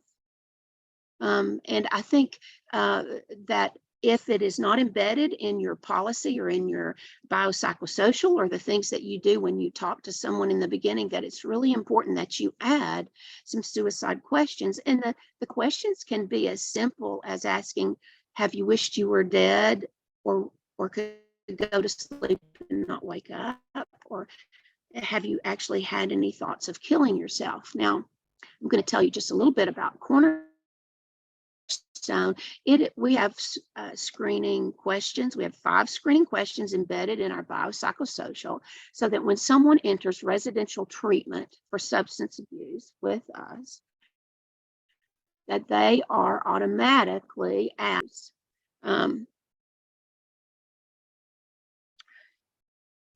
So if indeed anyone answers yes to those questions, any of those questions, then that should trigger an assessment. And, the screening concerns lead to immediate clinical assessment. And so we're going to talk later on. I'm going to talk more about some different screening and assessment tools that we have. We screen every person who enters treatment during intake, no exception.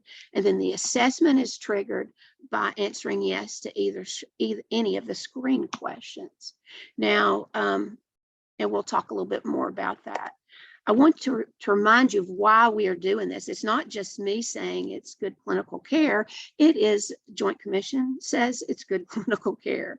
They have told us in no uncertain terms that it is important to conduct an in-depth assessment of patients who screen positive for suicide risk to determine how to treat them, and that the use of evidence-based assessment tools in conjunction with clinical evaluation, is an evidence-based process effective in determining overall risk for suicide. So it's those of us who have Joint Commission, who are Joint Commission accredited, understand that it's really imperative that we do that. Now, we also have laws in our states that tell us, that this is the right thing to do. One of the things that TSPN has done has been we have a pretty good lobby action going on in this state. In 2007, we passed the Jason Flat Act, and now 21 other states have passed that same act that says that everyone who works in a school system is trained in suicide prevention. And also, then in 2020, the Kenimaj-Tullis Act stated that all licensed social workers, LPCs, LADACs, licensed alcohol and drug addiction counselors, must be trained and have a certain amount of hours per licensure cycle.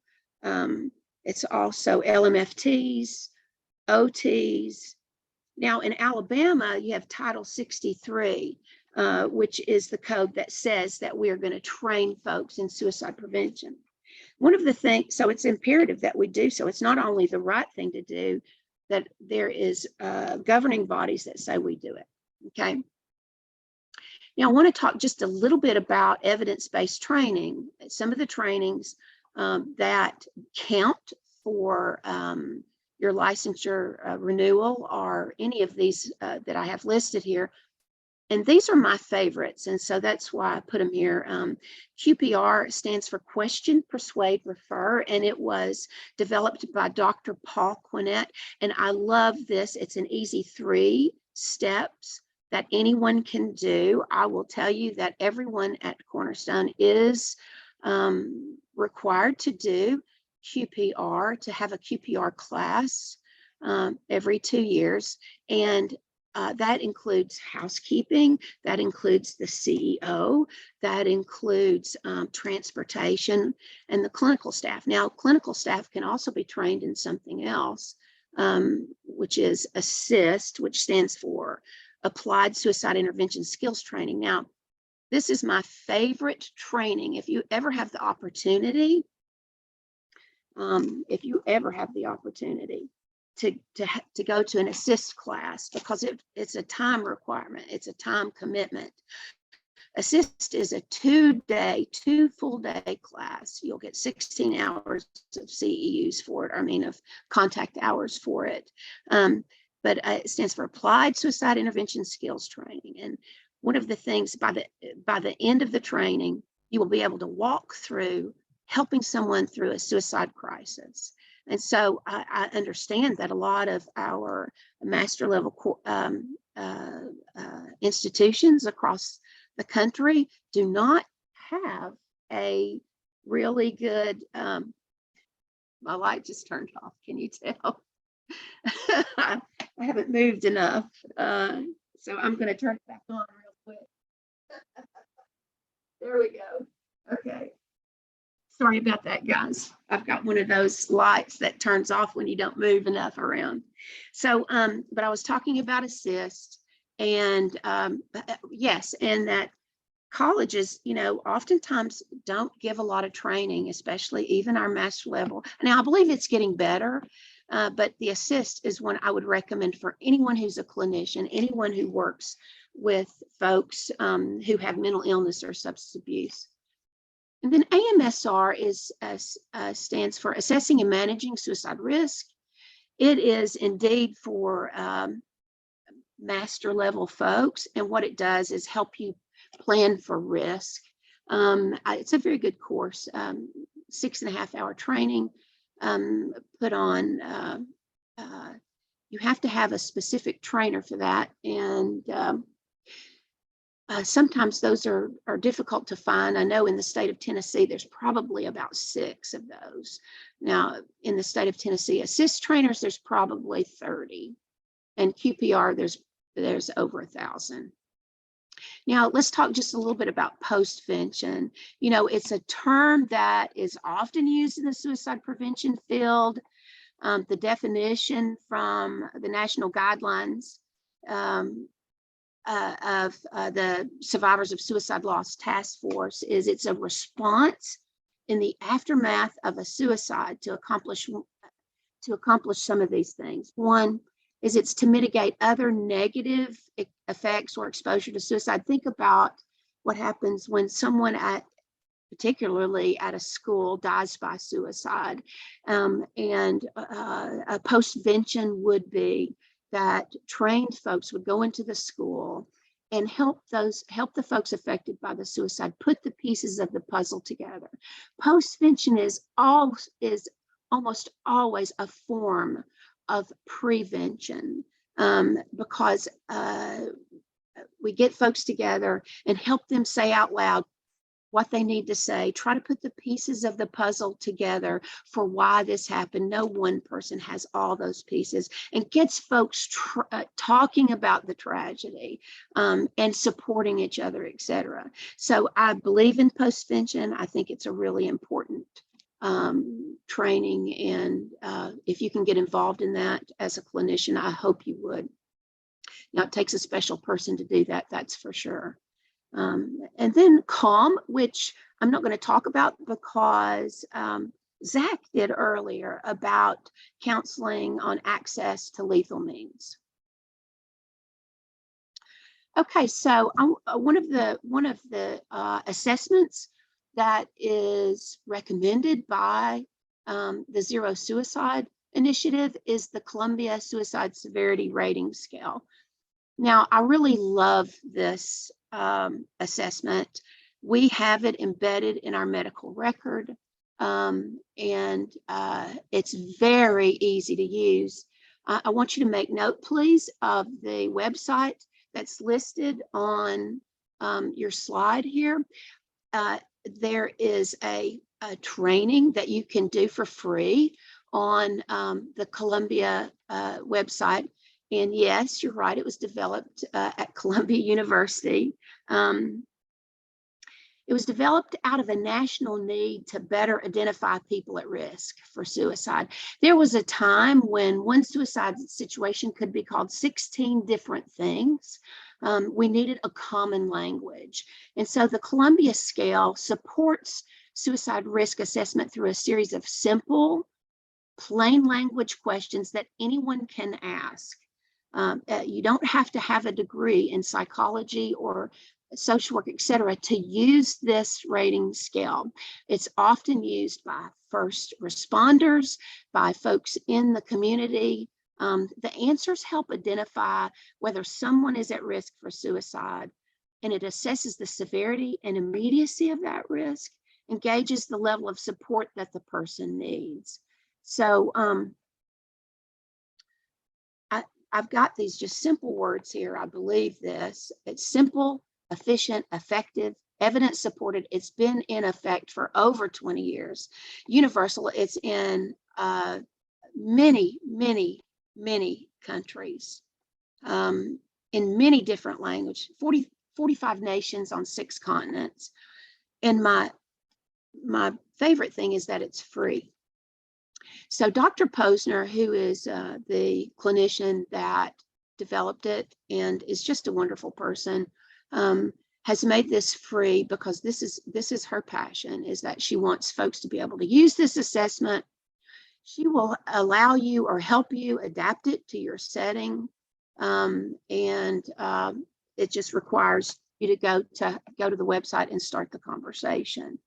Okay, so I want to talk a little bit about this and give you just a little bit of information that about the Columbia scale, the structure of the instrument. So it's divided into 2 sections, ideation and behavior. And it defines the type of ideation on increasing severity from a 1 to 5, from a wish to die to a plan with thought and intent. And then it asks about the intensity of that ideation. The suicide behavior section assesses 4 suicide behaviors: an actual attempt, an interrupted attempt, and an aborted attempt, and a preparatory behavior. Now, I want you to remember that Zach talked about this earlier. There are a lot of assessments out there who do not ask these questions. And I know that you understand why this could be very important. If we don't ask if they did the preparatory behavior, writing a note, buying the gun, stockpiling pills, etc., and we don't ask them if they did any of that, then we miss that piece of it. And that is absolutely a risk factor for someone for suicide. If we don't ask the questions about, were you interrupted? Were you, it wasn't an attempt, they were interrupted, or it was an aborted attempt, then we don't have that information. So part of the reason I love this assessment so much is that it is so easy to use. It explains in detail on the form, on the assessment, what questions to ask, and then allows you to use your best observations. It doesn't just go by what you say. You may use what the loved one is saying to you also. There are, I want to tell you about 2 versions of this, of the Columbia scale. There's many versions, and those are on the website. But the 2 that we use, the 2 that I'm most familiar with, is the full version and the screen version. And I can tell you how that might be helpful to you, is that the full version is if I'm screening someone and they answer yes to any of the screening questions, then for me, I do a full version and get a good background history. Now, some people call the full version the lifetime recent, but I'm just going to call it the full version for the purpose of this today. But it also asks about distinct suicidal behaviors as well as the lethality of attempts.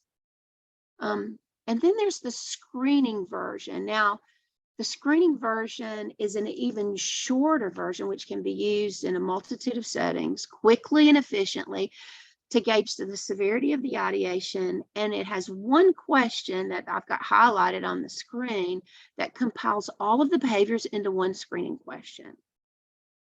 So at Cornerstone, we start off with the full version. And then if the full version indicates that they need to be on a pathway throughout their treatment, then what we would do is what we would do is, sorry, I'm getting phone calls. What we would do is then put them on, based on what the team says and what the clinicians who are in charge of the case say, is that we would put them on a rotation of when we do the screening version. And it's also embedded in our medical records. Now, I love this version, and I want to show you this, if you can see this. This is, let's see, let me get this back up so I can see what I'm doing here. See if you see this. Okay, here we go. So this is just a business card, and it's two-sided. It's two-sided. And it has the screening version of the CSSRS on it.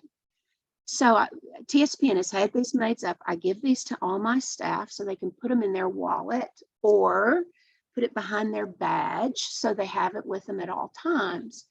And so the screening version is very simply, you ask the first two questions. And if the answer is no to the first two questions, you go to the behavior question, and then that's it. That's all you do with it. If they answer yes to any of the first two questions, then you keep going until you get a no, because it keeps increasing in severity. And I'm going to read you the questions on the screening version. So the number one question is, have you wished you were dead or wished you could go to sleep and not wake up? The second question is, have you actually had any thoughts of killing yourself? So if those are no, then you go to six. Sixth question is that behavior, that consolidated behavior question. Have you done anything, started to do anything, or prepared to do anything to end your life? So if all those are no, then I'm done with my assessment at that time. If they answer yes, I keep going. And I'm going to tell you about those in just a minute. Okay. So the difference is minimal. The screening version, everything's the same, except you see that on the full version, the lethality of attempts is specific. And so I love this one. I think this is wonderful. Now, if you decide to use the Columbia scale with folks, and I suggest you do, it's a very good assessment. You need to develop protocols for what happens if. So I read you the first and the second question. So if they answer no to those questions, then it's just treatment as usual, routine treatment. But if they answer yes to the third question, and the third question is, have you been thinking about how you might do this? And they give you, so if they give you yes, if you keep going to yes, then at my facility, what happens is it starts a treatment team consult, and a safety plans developed, and an alert is put in the medical records. So if they answer, if we keep going, and I'm getting positive answers about number 4 is, have you had these thoughts and had some intention of acting on them? Then the protocol for me is, then I get the psychiatrist involved. Okay. Plus all the other things. The 5th question is, so have you started to work out or worked out the details of how to kill yourself? And do you intend to carry out this plan? So if I have answers to that, then I'm going to get other people involved. I'm going to get nursing involved, and I'm going to maintain one-on-one contact with folks, consult with the program director. That's me. I am the director. And if indeed the patient needs walls to contain them, I will then transport them to a facility that can handle that. I want to say, for folks who are in the substance abuse field, please learn how to deal with suicidal thoughts and suicidal behaviors. We are a part of treatment for folks who need our help desperately. And Zach very well put together the correlation between suicide and substance abuse. You are not going to have folks who have substance abuse and who don't have suicidal thoughts and behaviors. They go together, unfortunately. So it's imperative that those of us who work in the addiction industry, that we know what to do when someone is suicidal, and that we are able to treat them and help them get to a place of safety. So that's my challenge to you, is that we don't just send someone out if they're suicidal, that we understand if there is intent with a plan. We understand, we use our resources wisely. So I hope that makes sense. So as we do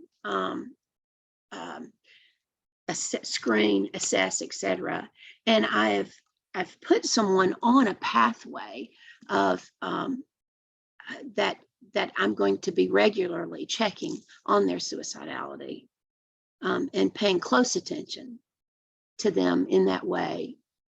It's important that we use all the information we have to plan their treatment, to use it in treatment planning. Okay, so that's a part of the Zero Suicide Initiative, is that we screen, we assess, we make a plan for their treatment that involves all areas of the treatment, that we have our staff trained and ready to deal with a suicide crisis, and that we take good care to make it a viable plan. Okay. So one of the things that's really a part of the Zero Suicide Initiative is that we have an organizational policy, that it's really important that especially if you're in private practice, that you think about what your protocol is when someone is suicidal. And so it's really, really important that everyone who is a part of your organization understands how this affects someone and their treatment, and that we follow those policies. We know them and we follow them. And if you don't have them, develop them. That's my best advice at this moment. Okay. So I want to go a little bit further. I want to delve a little bit more in how we talk about suicide with folks. I want to debunk some of the myths that are out there about suicide. I hear these all the time. The top one I hear is that no one can stop a suicide, that it's inevitable. And I hope that you don't believe that. I hope that you don't think that that's true, because we know that if someone gets involved, if someone helps someone who's in suicidal crisis, that we can stop suicide. It's one of the most preventable deaths there is. Another myth is that I hear quite often is that confronting a person about suicide will only make them angry and increase the risk of suicide. I have not found that to be true, and I've been doing this a long time. I have never had someone get angry with me because I'm talking with them, because I'm asking them if they're suicidal. Now, I also know that when I am talking with someone about being suicidal, that I'm talking with them from my heart. I am looking them in the eyes with concern and empathy, and I'm asking them if they're suicidal. And so I can relay that to someone. So I've never had anyone be angry with me because I'm asking them if they're suicidal, because I'm talking with them from a place of concern, and that I really want to know the answer. I want to know their truth. So please don't hesitate. The myth is only experts can prevent suicide. I'm going to tell you this story about my daughter, Rosemary, who is now grown and successful. out in the world. But when she was 12 years old, I took her with me to do a training for Stevens Ministries here in town. Some of you probably know who that is. And I asked her, it was a Sunday afternoon, and I asked her to run the slides for me. And so she did. And that's all I heard about it until about a month later. She came home from middle school. She was in 8th grade. And she said, Mom, I did it. I did it. And, you know, those are not words you really want to hear.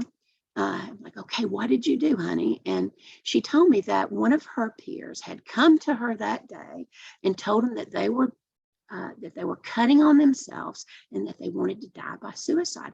And so what she did was she talked with them about suicide, and she took her peer to the counselor, to the school counselor, and they made a plan for the young lady. And my daughter sat with her at lunch for the rest of the time in middle school. And so if my 12-year-old daughter can prevent suicide, I believe anybody can. Now, I've always thought she was quite advanced, but that's a mother talking. I really do believe this, that anyone can prevent suicide. I've seen people talk about suicide in the Kroger grocery line. That's not the best place to do it, by the way, but I do believe that anybody can help prevent suicide. The myth is suicidal people keep their plans to themselves. Well, it's kind of good news, bad news. We know that 8 out of 10 folks give us some warning signs or tell us that they are suicidal in the week prior to them trying to die by suicide. We also know that 2 out of 10 folks, we get no clues, no warning signs or symptoms, and they die by suicide. So 2 out of 10 folks do keep their plans to themselves, but most folks do not. Most folks give us the clues we need if we know what to look for. The myth is that those who talk about suicide don't do it. We know that's not true. People talk about it all the time and then die by suicide. Oh, wrong one. The myth is that once a person decides to die by suicide, there is nothing anyone can do to stop them. You know, if that were true, we wouldn't have crisis hotlines or emergency room mobile health workers or things like that. We know that if someone can talk about their feelings, their thoughts, their actions, etc., it lowers anxiety. We know that. We know talking about problems works. So if someone can talk about wanting to die by suicide, we can get them to a place of safety. And that's our goal, is to get folks to a place of safety. Okay. So I know that Zach hit on this, so I'm just going to say this, is it's true that the more cues and signs observed, the greater the risk, but take all signs seriously. The stats show us, the research shows us that some folks may not show us much of anything. And so we don't wait until we really get concrete proof that someone is suicidal, that I use my intuition a lot, that if I get that feeling that I feel like someone's at risk, then I am going to take action. So let's talk some more about that. So, and I know that Zach also talked a little bit about this, but I want to expound on it a little bit, because in A&D treatment, a lot of folks come into treatment after they've been fired. And so we really need to pay attention to that as a cue for someone being suicidal. A recent unwanted move, you know, especially in our military folks have to move quite a bit. There is some good news as far as veterans go. You know, back in 2016, I believe it was, we had we had 22 veterans a day. In 2019, it went to 27 and a half deaths by veterans per day. And this 220 data is better. It's 17 per day. It's still absolutely unacceptable. And we know that moving around the country a lot is a part of that. Loss of any major relationship, or death of a spouse, child, or best friend, especially if by suicide. I want to talk a minute about diagnosis of a serious or terminal illness. I had a friend come over on Christmas Day. It was over 30 years ago. I didn't know everything then that I know today, but I didn't realize he was there to tell me goodbye. He had been diagnosed with a very significant, debilitating illness, and the next day he died by suicide. I wish I'd understood that. A sudden, unexpected loss of freedom or fear of punishment. I'm an East Tennessee girl, if you can't tell by my accent. And I don't know if you guys know who Popcorn Sutton is, but in East Tennessee, we know Popcorn Sutton well. He's a moonshiner. Now, Popcorn Sutton made moonshine in the mountains of East Tennessee for years and years and years. And he was always evasive of the federals who were trying to find him and shut him down. Now, today, moonshine is legal in East Tennessee, and the descendants of Popcorn Sutton are making quite a bit off of his recipe. But back in the 80s, it was not. And then the internet came along, and you know that you can trace those IP addresses. He started live streaming making moonshine, and he was caught and put in prison and died by suicide. He did not want to be out of those hills. He did not want to be in prison. And so that was his choice. Anticipated loss of financial security. Zach talked a little bit about in 2008, the financial crisis that we had. That's when middle-aged men became the highest demographic in death by suicide. I worry a bit about gas prices today and inflation at its rate. I'm hoping that we do not see more suicides, but it is a possibility. Loss of a cherished therapist, counselor, teacher, or fear of becoming a burden to others. I really want to talk about that because it's especially in our elderly. If you hear someone say something about that they don't want to be a burden, I hope you stop and think and ask about what they're thinking. So what I'm talking about is communication, is how people communicate with us that they are suicidal, and how we ask them, how we talk with them about being suicidal. There is still a lot of stigma surrounding suicide, death by suicide. It's still very hard to talk about. I don't know how many of you have actually asked someone if they're suicidal. If you have, thank you. If you haven't, I want you to think about how you might do that. How might you say to someone, are you suicidal? Because it's a difficult question to ask. And I've given you, some thoughts about that on this slide about that, but I'm going to go into more detail on that. So if somebody says to you, I've decided to kill myself, that's a pretty good clue, a pretty good cue that they are suicidal. Sometimes folks tell us in a wrong way. Somebody tell us in a more indirect manner, like, I might be a burden, I'm going to be a burden, etc. So I want you to think about, if anybody is saying things that make you think, oh, I wonder if they're suicidal, that you ask them if they're suicidal.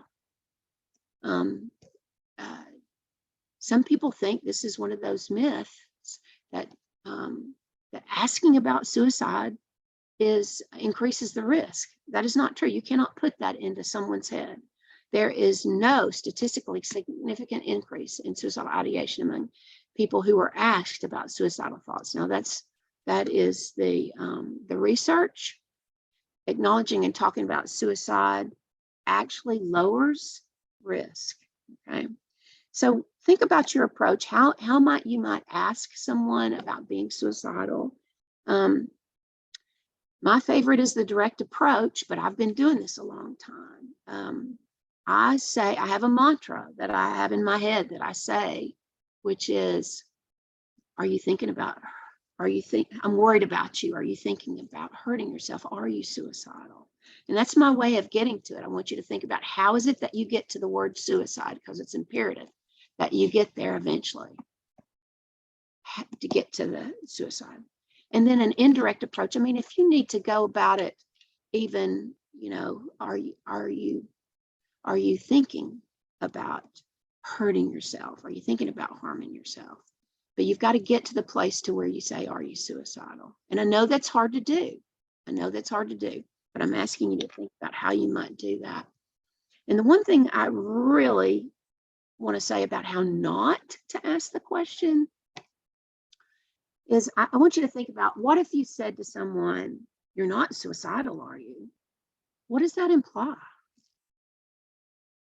It implies that either I don't want them to be, or I'm afraid of it. If they are, I'm not going to get their truth.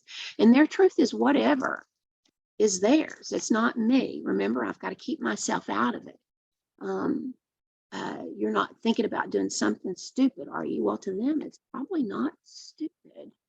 A lot of folks who are thinking about dying by suicide are thinking that folks would be better off without them. To them, that's noble. And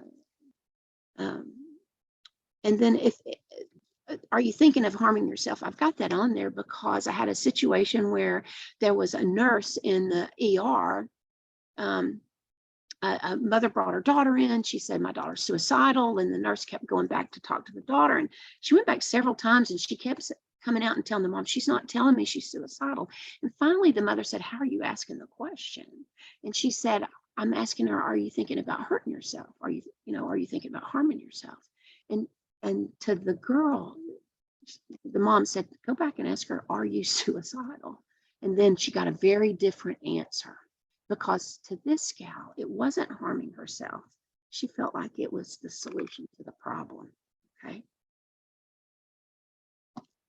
So when we're talking with someone, after we ask them if they're suicidal, what do? There's more to the conversation, and you guys know that. So how do I help someone to stay alive? It's really important that I hear their story, that I talk with them, that I listen to the problem, I give them their full attention. I remember that suicide's not the problem. They think it's the answer to their problem. It's not the problem. There's something else going on. Most people who want to die don't really want to die. They want to be out of the pain. How do we help folks get out of the pain? Don't rush to judgment and offer hope in any form. My favorite thing to say to someone when I'm in a conversation with them about being suicidal is, I say, I want you to live. I say, I have hope for you. I really want you to live. And I offer their hope. I offer them hope in any form. One of the ways we do that is by helping them figure out what their protective factors are. I know Zach went into detail about protective factors, but when we're having a conversation with someone about being suicidal, it's really imperative that we help. We're going to persuade them to get help, or we're going to persuade them to live, to get to safety. So some of the things, I like this graphic of a wall of hope. So what is on that wall of hope? If you know the person that you're dealing with, bring those into play. How can you help someone decide what to live?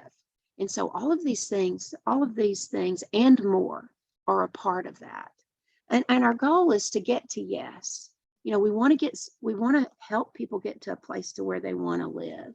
So we express that, we say that out loud, and I do that with empathy, and I make it clear that I'm on their side. And I've got to say this is not a secret that I will ever keep for anyone. It's not a secret that I will ever keep. because this secret kills people. So I'm gonna, and I've had many folks I've been talking to say to me, hey, don't tell anybody. And my response to that is, I'm sorry, I can't do that because I want you to live. We really need to get some other people involved in that. And let's talk about who that can be. So I never promise to keep those secrets, and I get other people involved. You know, if I'm the clinician, I'm going to be a part of that. I'm going to be a part of the healing. I'm going to be a part of the solution, etc. If I'm not a clinician, I may need to get someone to a clinician. But my goal is to get them to help, to get them to yes. And so if I get them to yes, then will you go with me to get help? Will you let me help you get help? And then, of course, the last one is, will you promise me not to kill yourself until we found some help? And I found this to be very effective. If I'm talking with someone from my heart and I am in a conversation with them and I say to them, promise me you're not going to hurt yourself you're not going to kill yourself until we've gotten you to some help. So far, it has been 100% has been true that they haven't. And so I offer you, to use that. And then once they agree to get help, then what do? Where do you send folks? Suicidal people often believe they cannot be helped, so you may have to do more than just talk. And so this is the opportunity to plan for safety. And we're going to get into that into detail here in just a minute. We're going to work on a safety plan together. So the best referral involves taking the person directly to someone who can help. The next best referral is getting a commitment from them to accept help. And then making the arrangements to get that help, like picking up the phone and making the phone calls. And the third best referral is to give referral information and get them to give you a commitment not to die. So any willingness to accept help is a good thing. It's really a good thing and will provide a good outcome. Okay. So, the part of this is absolutely follow your agency protocols, whatever their protocols are. But a piece of the Zero Suicide Initiative is that we follow up, is that we check on folks. We don't, it's not just we have this conversation and that's it. We check to make sure folks are good, okay? I want to tell you about some of the resources. We've got this beautiful new resource, 988, and the suicide prevention line is still up and running. The 1-800-273-TALK is still live. 988 is just shorter. It's the same thing. 988 is an amazing, wonderful thing that we've got going. And so what happens is you dial that suicide prevention lifeline or the 988, and it takes you to crisis stabilization workers in the area code that you're calling from. So we have folks all over this country who are dedicated to answering this line, who are trained in crisis intervention. What an amazing tool for us to have. Now, I will tell you that when I call this number, and feel free to try it, if you call this number, the first thing they ask you is, are you a veteran? Because if you are a veteran, it's going to take you to the veterans hotline, it's veterans answering those phones who are crisis workers. So this is an incredible tool we have that I hope you will use. And I feel very grateful that now we have 988. So this is a part of any safety plan I make. I always put this on it. But I also give this to folks so that they can use it at any time, whether I'm with them or not. In the state of Tennessee, we have mobile crisis, and I know that Alabama is working on it, and I know there are folks on this from all over the country. So I challenge you to find out what your mobile crisis status is for your state. For us, we have a mobile crisis that we call when there's a crisis, and we use that if there's a strong and immediate desire to die by suicide. You know, if they have described a plan or vision for how they wish to die, or the individual's reluctant to agree to seeking support. So if we don't believe that they're going to follow through with what we've been helping them with, then we need to call someone else, that we need to get more people involved. And mobile crisis is a great resource in this great state of Tennessee. Now, I also consider there are other things for us, and you'll have to decide if it's in your state or not, but we have walk-in centers. We have a CSU, which is a crisis stabilization unit.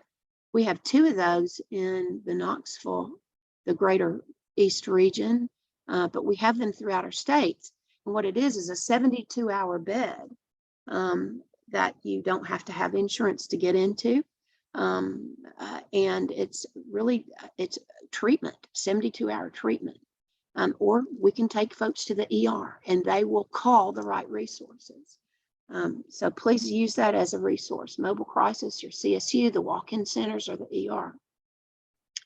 Now, for 911 is also a resource for us, and you use it when a person's in an altered state of mind. So that's whether it's mental illness or substance use, someone is intoxicated, you know, Zach talked earlier, someone who is using, we don't leave them alone because they are more apt to act on those impulses because of being under the influence. Because we know that being under the influence decreases impulse control, increases risk taking, etc.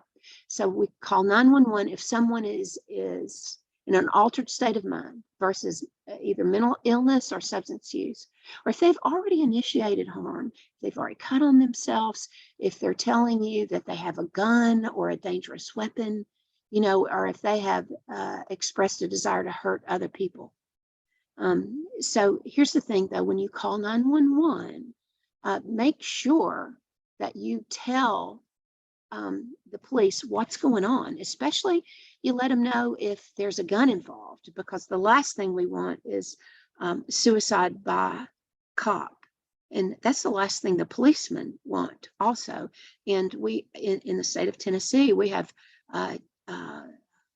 our law enforcement officers have been trained in crisis intervention. It is an initiative that's throughout our state, that they understand suicide and they understand mental illness.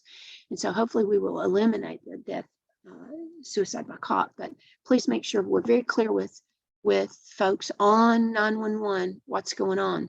Now, I can tell you that we've used that quite a bit for safety checks, etc. If we have someone on a line, a former patient has called in and they are in a suicide crisis, I'll have somebody on another line calling 911 and getting them to go. We've saved lots of lives that way by calling 911 when someone is in a suicide crisis. Okay, so I want to get more in depth on safety planning. I've got a few minutes to do that, and this to me is incredibly important. It is one of the most important pieces. Well, all of the pieces are important, but in my eyes, it's a really important piece in the Zero Suicide Initiative and making sure that we are keeping folks safe.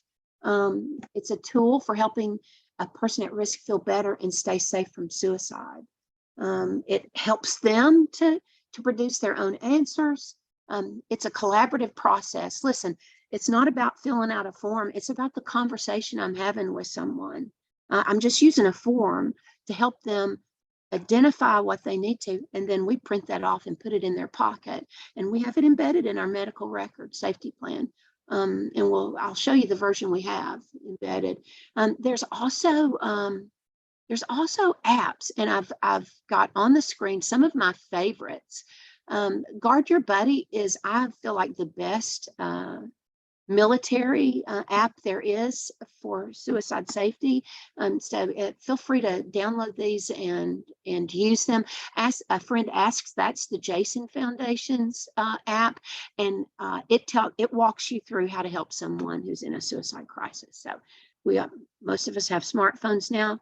If you are anxious about it or don't feel confident about it, download an app and use it. Get familiar with it, etc. Okay. So A safety plan, if you're in private practices, you're going to review it at each session. If you're in a residential facility, you're going to change it throughout the period of time they are with you, because as they grow and change, their safety plan will grow and change. And we talked a little bit about transitions earlier. Transitions are very difficult points for folks who are suicidal. So those transition points really need to be talked about and plans made for safety. Okay. So this is I've given you the website, Suicide Safety Plan. My favorite one is Stanley and Brown, who've developed this one. I have it embedded in our medical record. I really like it because it goes through everything we need to know, everything I want somebody to have in their pocket if they become suicidal. So let's talk through that just a little bit. So once again, the communication, helping folks tell their stories. Again, that's really imperative to the whole process, is being able to listen to folks and hear their truth. You know, part of the safety planning is helping them to identify the events and personal warning signs that indicate the beginning or escalation of a crisis. It's really important for somebody to know that about themselves so they can help themselves. It helps individuals describe how the risk for suicide increases and decreases over time. And it gives us an opportunity to divert the crisis before it ever happens. Okay. So the very first part of this, of doing a safety plan, is about, you know, recognizing the warning signs. So the first step in developing the safety plan involves the recognition of the signs that immediately precede a suicidal crisis. So one of the most effective ways of averting a suicidal crisis is to address the problem before it even emerges. That makes a lot of sense, right? So in order to do this, the folks you're working for should be helped to identify, and just as importantly, to pay attention to what their warning signs are. So in helping folks to identify these signs, you might ask, you know, how will you know when a safety plan should be used? Alternatively, folks, patients, etc., may be asked to identify what they experience when they start to think about suicide or encounter extreme distress. You know, the specific warning signs will vary from person to person. We've talked about that earlier, and may include any of these domains. I have listed here some examples. Might be for stressors. Stressors are things like maybe family visiting, a court date looming, you know, school starting, change in relationship status. Some symptoms might be flashbacks or some of their mental illness stuff, anxiety, worry, thoughts. It might be they're having racing thoughts, or they're having very negative self-talk, like I'm a failure, or I don't make a difference, things like that. And feelings like we talked about hopelessness earlier, and feeling irritable, down, worrying a lot.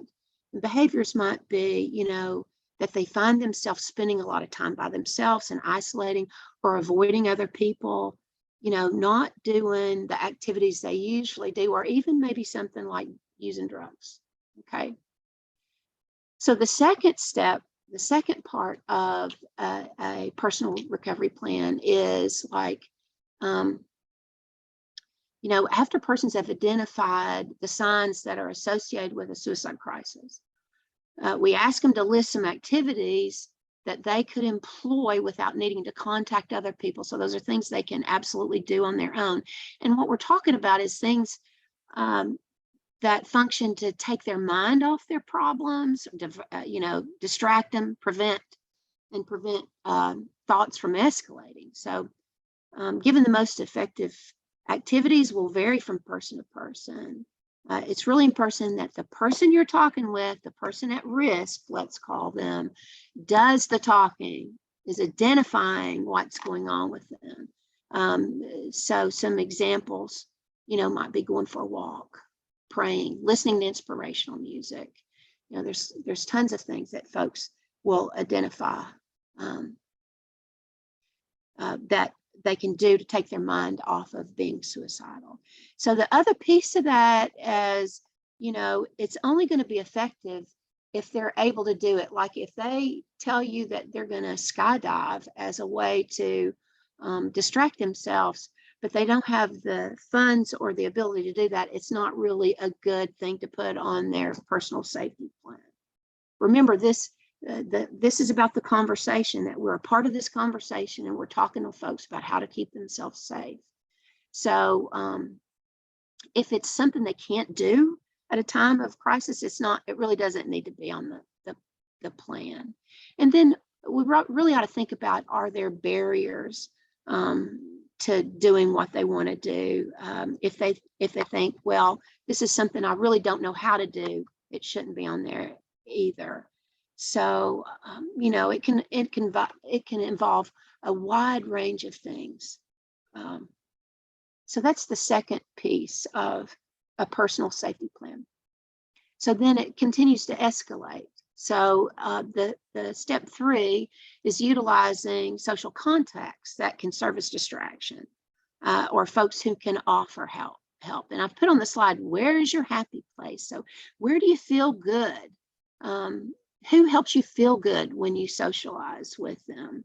So the rationale is, when the internal coping strategies are ineffective and do not reduce ideation, people should identify key social settings and people in their natural social environment who may help them, get outside themselves and distract them from thoughts and urges. So this may be either individuals, such as friends or family members, or maybe healthy social settings in which socialization may occur. Examples of that might be coffee shops or places of a religion, and a 12-step meeting. What a great idea to go to a 12-step meeting if possible. Now, a good place please don't let them put on their plan to go to a bar. That would not be a good idea.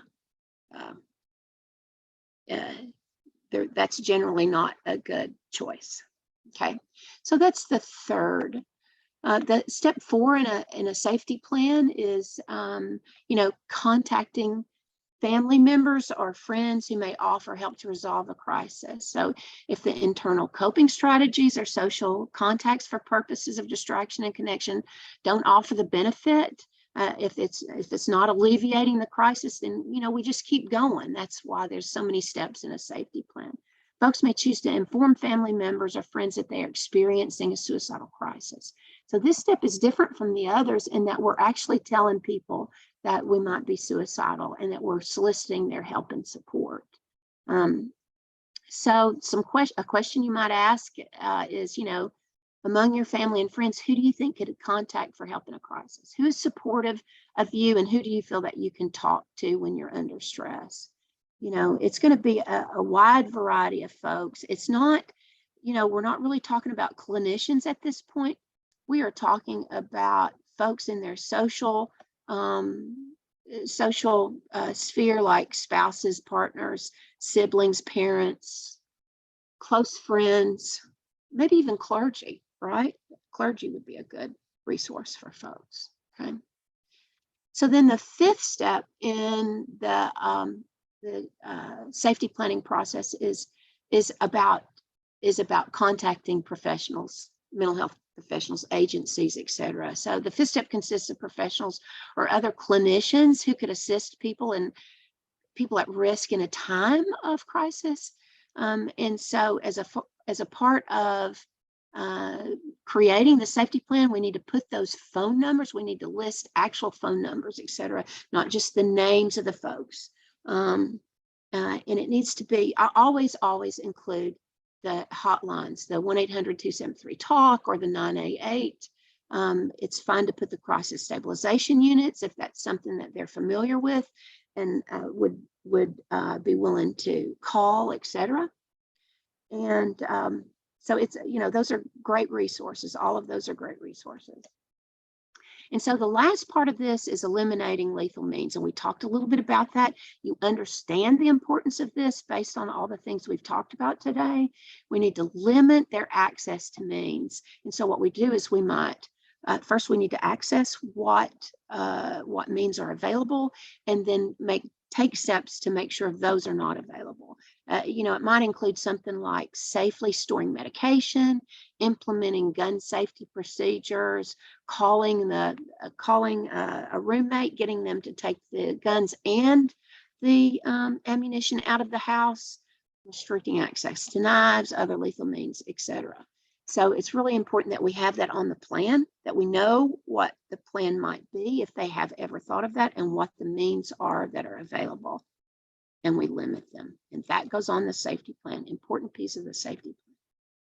Okay, so I want to say that we've just gone through very quickly, I know, several different tools, I hope, that you can take away from today, that you can use from today to help in your practice, to help in your facility, etc., to not be afraid of someone who is suicidal, to actually really help affect change. And I know all of you who are on this want that, because you're on this call, you're on this webinar for today. One of the things I want to say is help folks keep the good close. As part of that safety plan, help them keep the good close. What is that? What does that look like? And how do we help them with that? So remember, 50 to 75% of those who attempt suicide talk about their feelings, thoughts, plans prior to acting. 8 out of 10, right? Talk about it, they show us. So if we know what to look for, we can affect change. We can help folks. Remember to offer hope in any form, that we have hope that they will live. Most people don't want to die. They are trying to find the solution. They're trying to get out of the pain, right? Let's normalize it so folks say what they need to say and tell us their truth. So the takeaway from today is, while the decline in deaths by suicide is optimistic, there is still unanswered questions from the data. Overdose and alcohol-related deaths are increasing. And my personal belief is that the antidote for suicide is hope. So what's your role in helping them find that hope? What's your role in helping them find that hope? And I do believe, I challenge you to be that person, to be the one who helps with that. We have lots of opportunities in all of our communities to be a beacon of change and a beacon of hope, and to help those who are struggling. And so I challenge you to do that, to find a way to get involved. If you're in the state of Tennessee, tspn.org or the Tennessee Suicide Prevention Network needs your help. Come join us and be a part of the movement for suicide prevention in this state. And if you're in any other state, please find out what those organizations are that you can be a part of and really help. So that is, it's time for questions. So I'm going to stop. I guess I'm going to. You can go to the next slide, if you don't mind, Ann. Thank you very much. I appreciate it. We all appreciate it. Seeing lots of good chatter in the chat. Cody's joined us back too. He's going to help us go through a couple questions in the about 5 minutes we have left with folks today. Yeah, and Zach, thank you both. Great information. I think we had close to around 700 people on this call at one point, and while we all are in a little different entity in what we do, this blankets the entire population we work with. So great information, and thank you for that. So we do have time for a couple of questions. The first one, how do we address someone experiencing SI when they argue or emphasize that it's their choice? Do you want me to take that one? I can give my opinion, and then you can add into it or totally disagree with whatever I say. It's up to you. Cody, thanks. That's a good question. That is a tough question. We're trained in whatever helping field you work in to respect dignity and autonomy in people, and that can sometimes seem at odds with this, we'll call it choice. There's lots that can be read about, kind of the philosophical debate around one's, call it, quote, right to die. And this has a lot of overlap in our world when you think about assisted suicide or euthanasia. And there's lots of information out there about that. And that's not really the scope of this training. If we've given some takeaways, and there's been a number for today, one of them is that there is hope for people, and what I think is important for someone who's having that, call it, pushback, that rigidity in their thinking about their rights. We're going to take a position of motivational interviewing, gathering questions. We want to get to the point where they can agree, even if it's in the short term, to take this option off the table. And I think that can be a important point to emphasize. Like, we're asking for short term.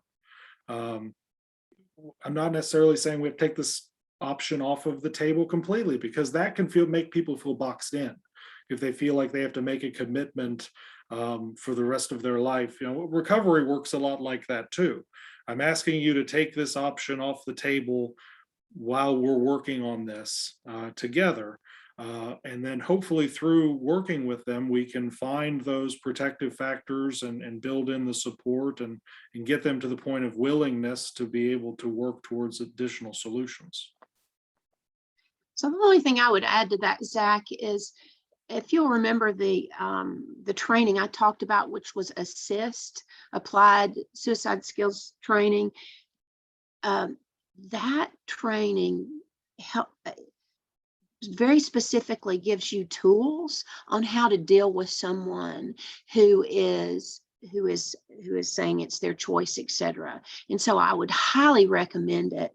It's called Finding the Turning Point, and they give you ways to talk with someone to try to get them to a place of willingness to do something different. So I really highly recommend that training for you if you want a more in-depth skill set.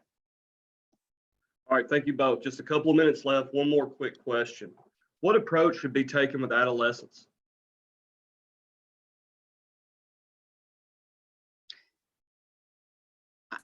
And you want to start on adolescents? Well, I don't think there's a difference in the approach to take with adolescents. I think one is that we talk with folks and we get them to tell us their truth, and we try to persuade them to get the help they need. Mm-hmm. Yeah, I agree completely. Adolescence is a pretty long range of experience from young, very young people through 13, even 12 is kind of the cusp of that age. There's a big difference between a 12-year-old and an 18-year-old in terms of intelligence and development a lot of time. And I think the key is to always use developmentally appropriate terminology to meet them where they're at so that they can understand what we're talking about.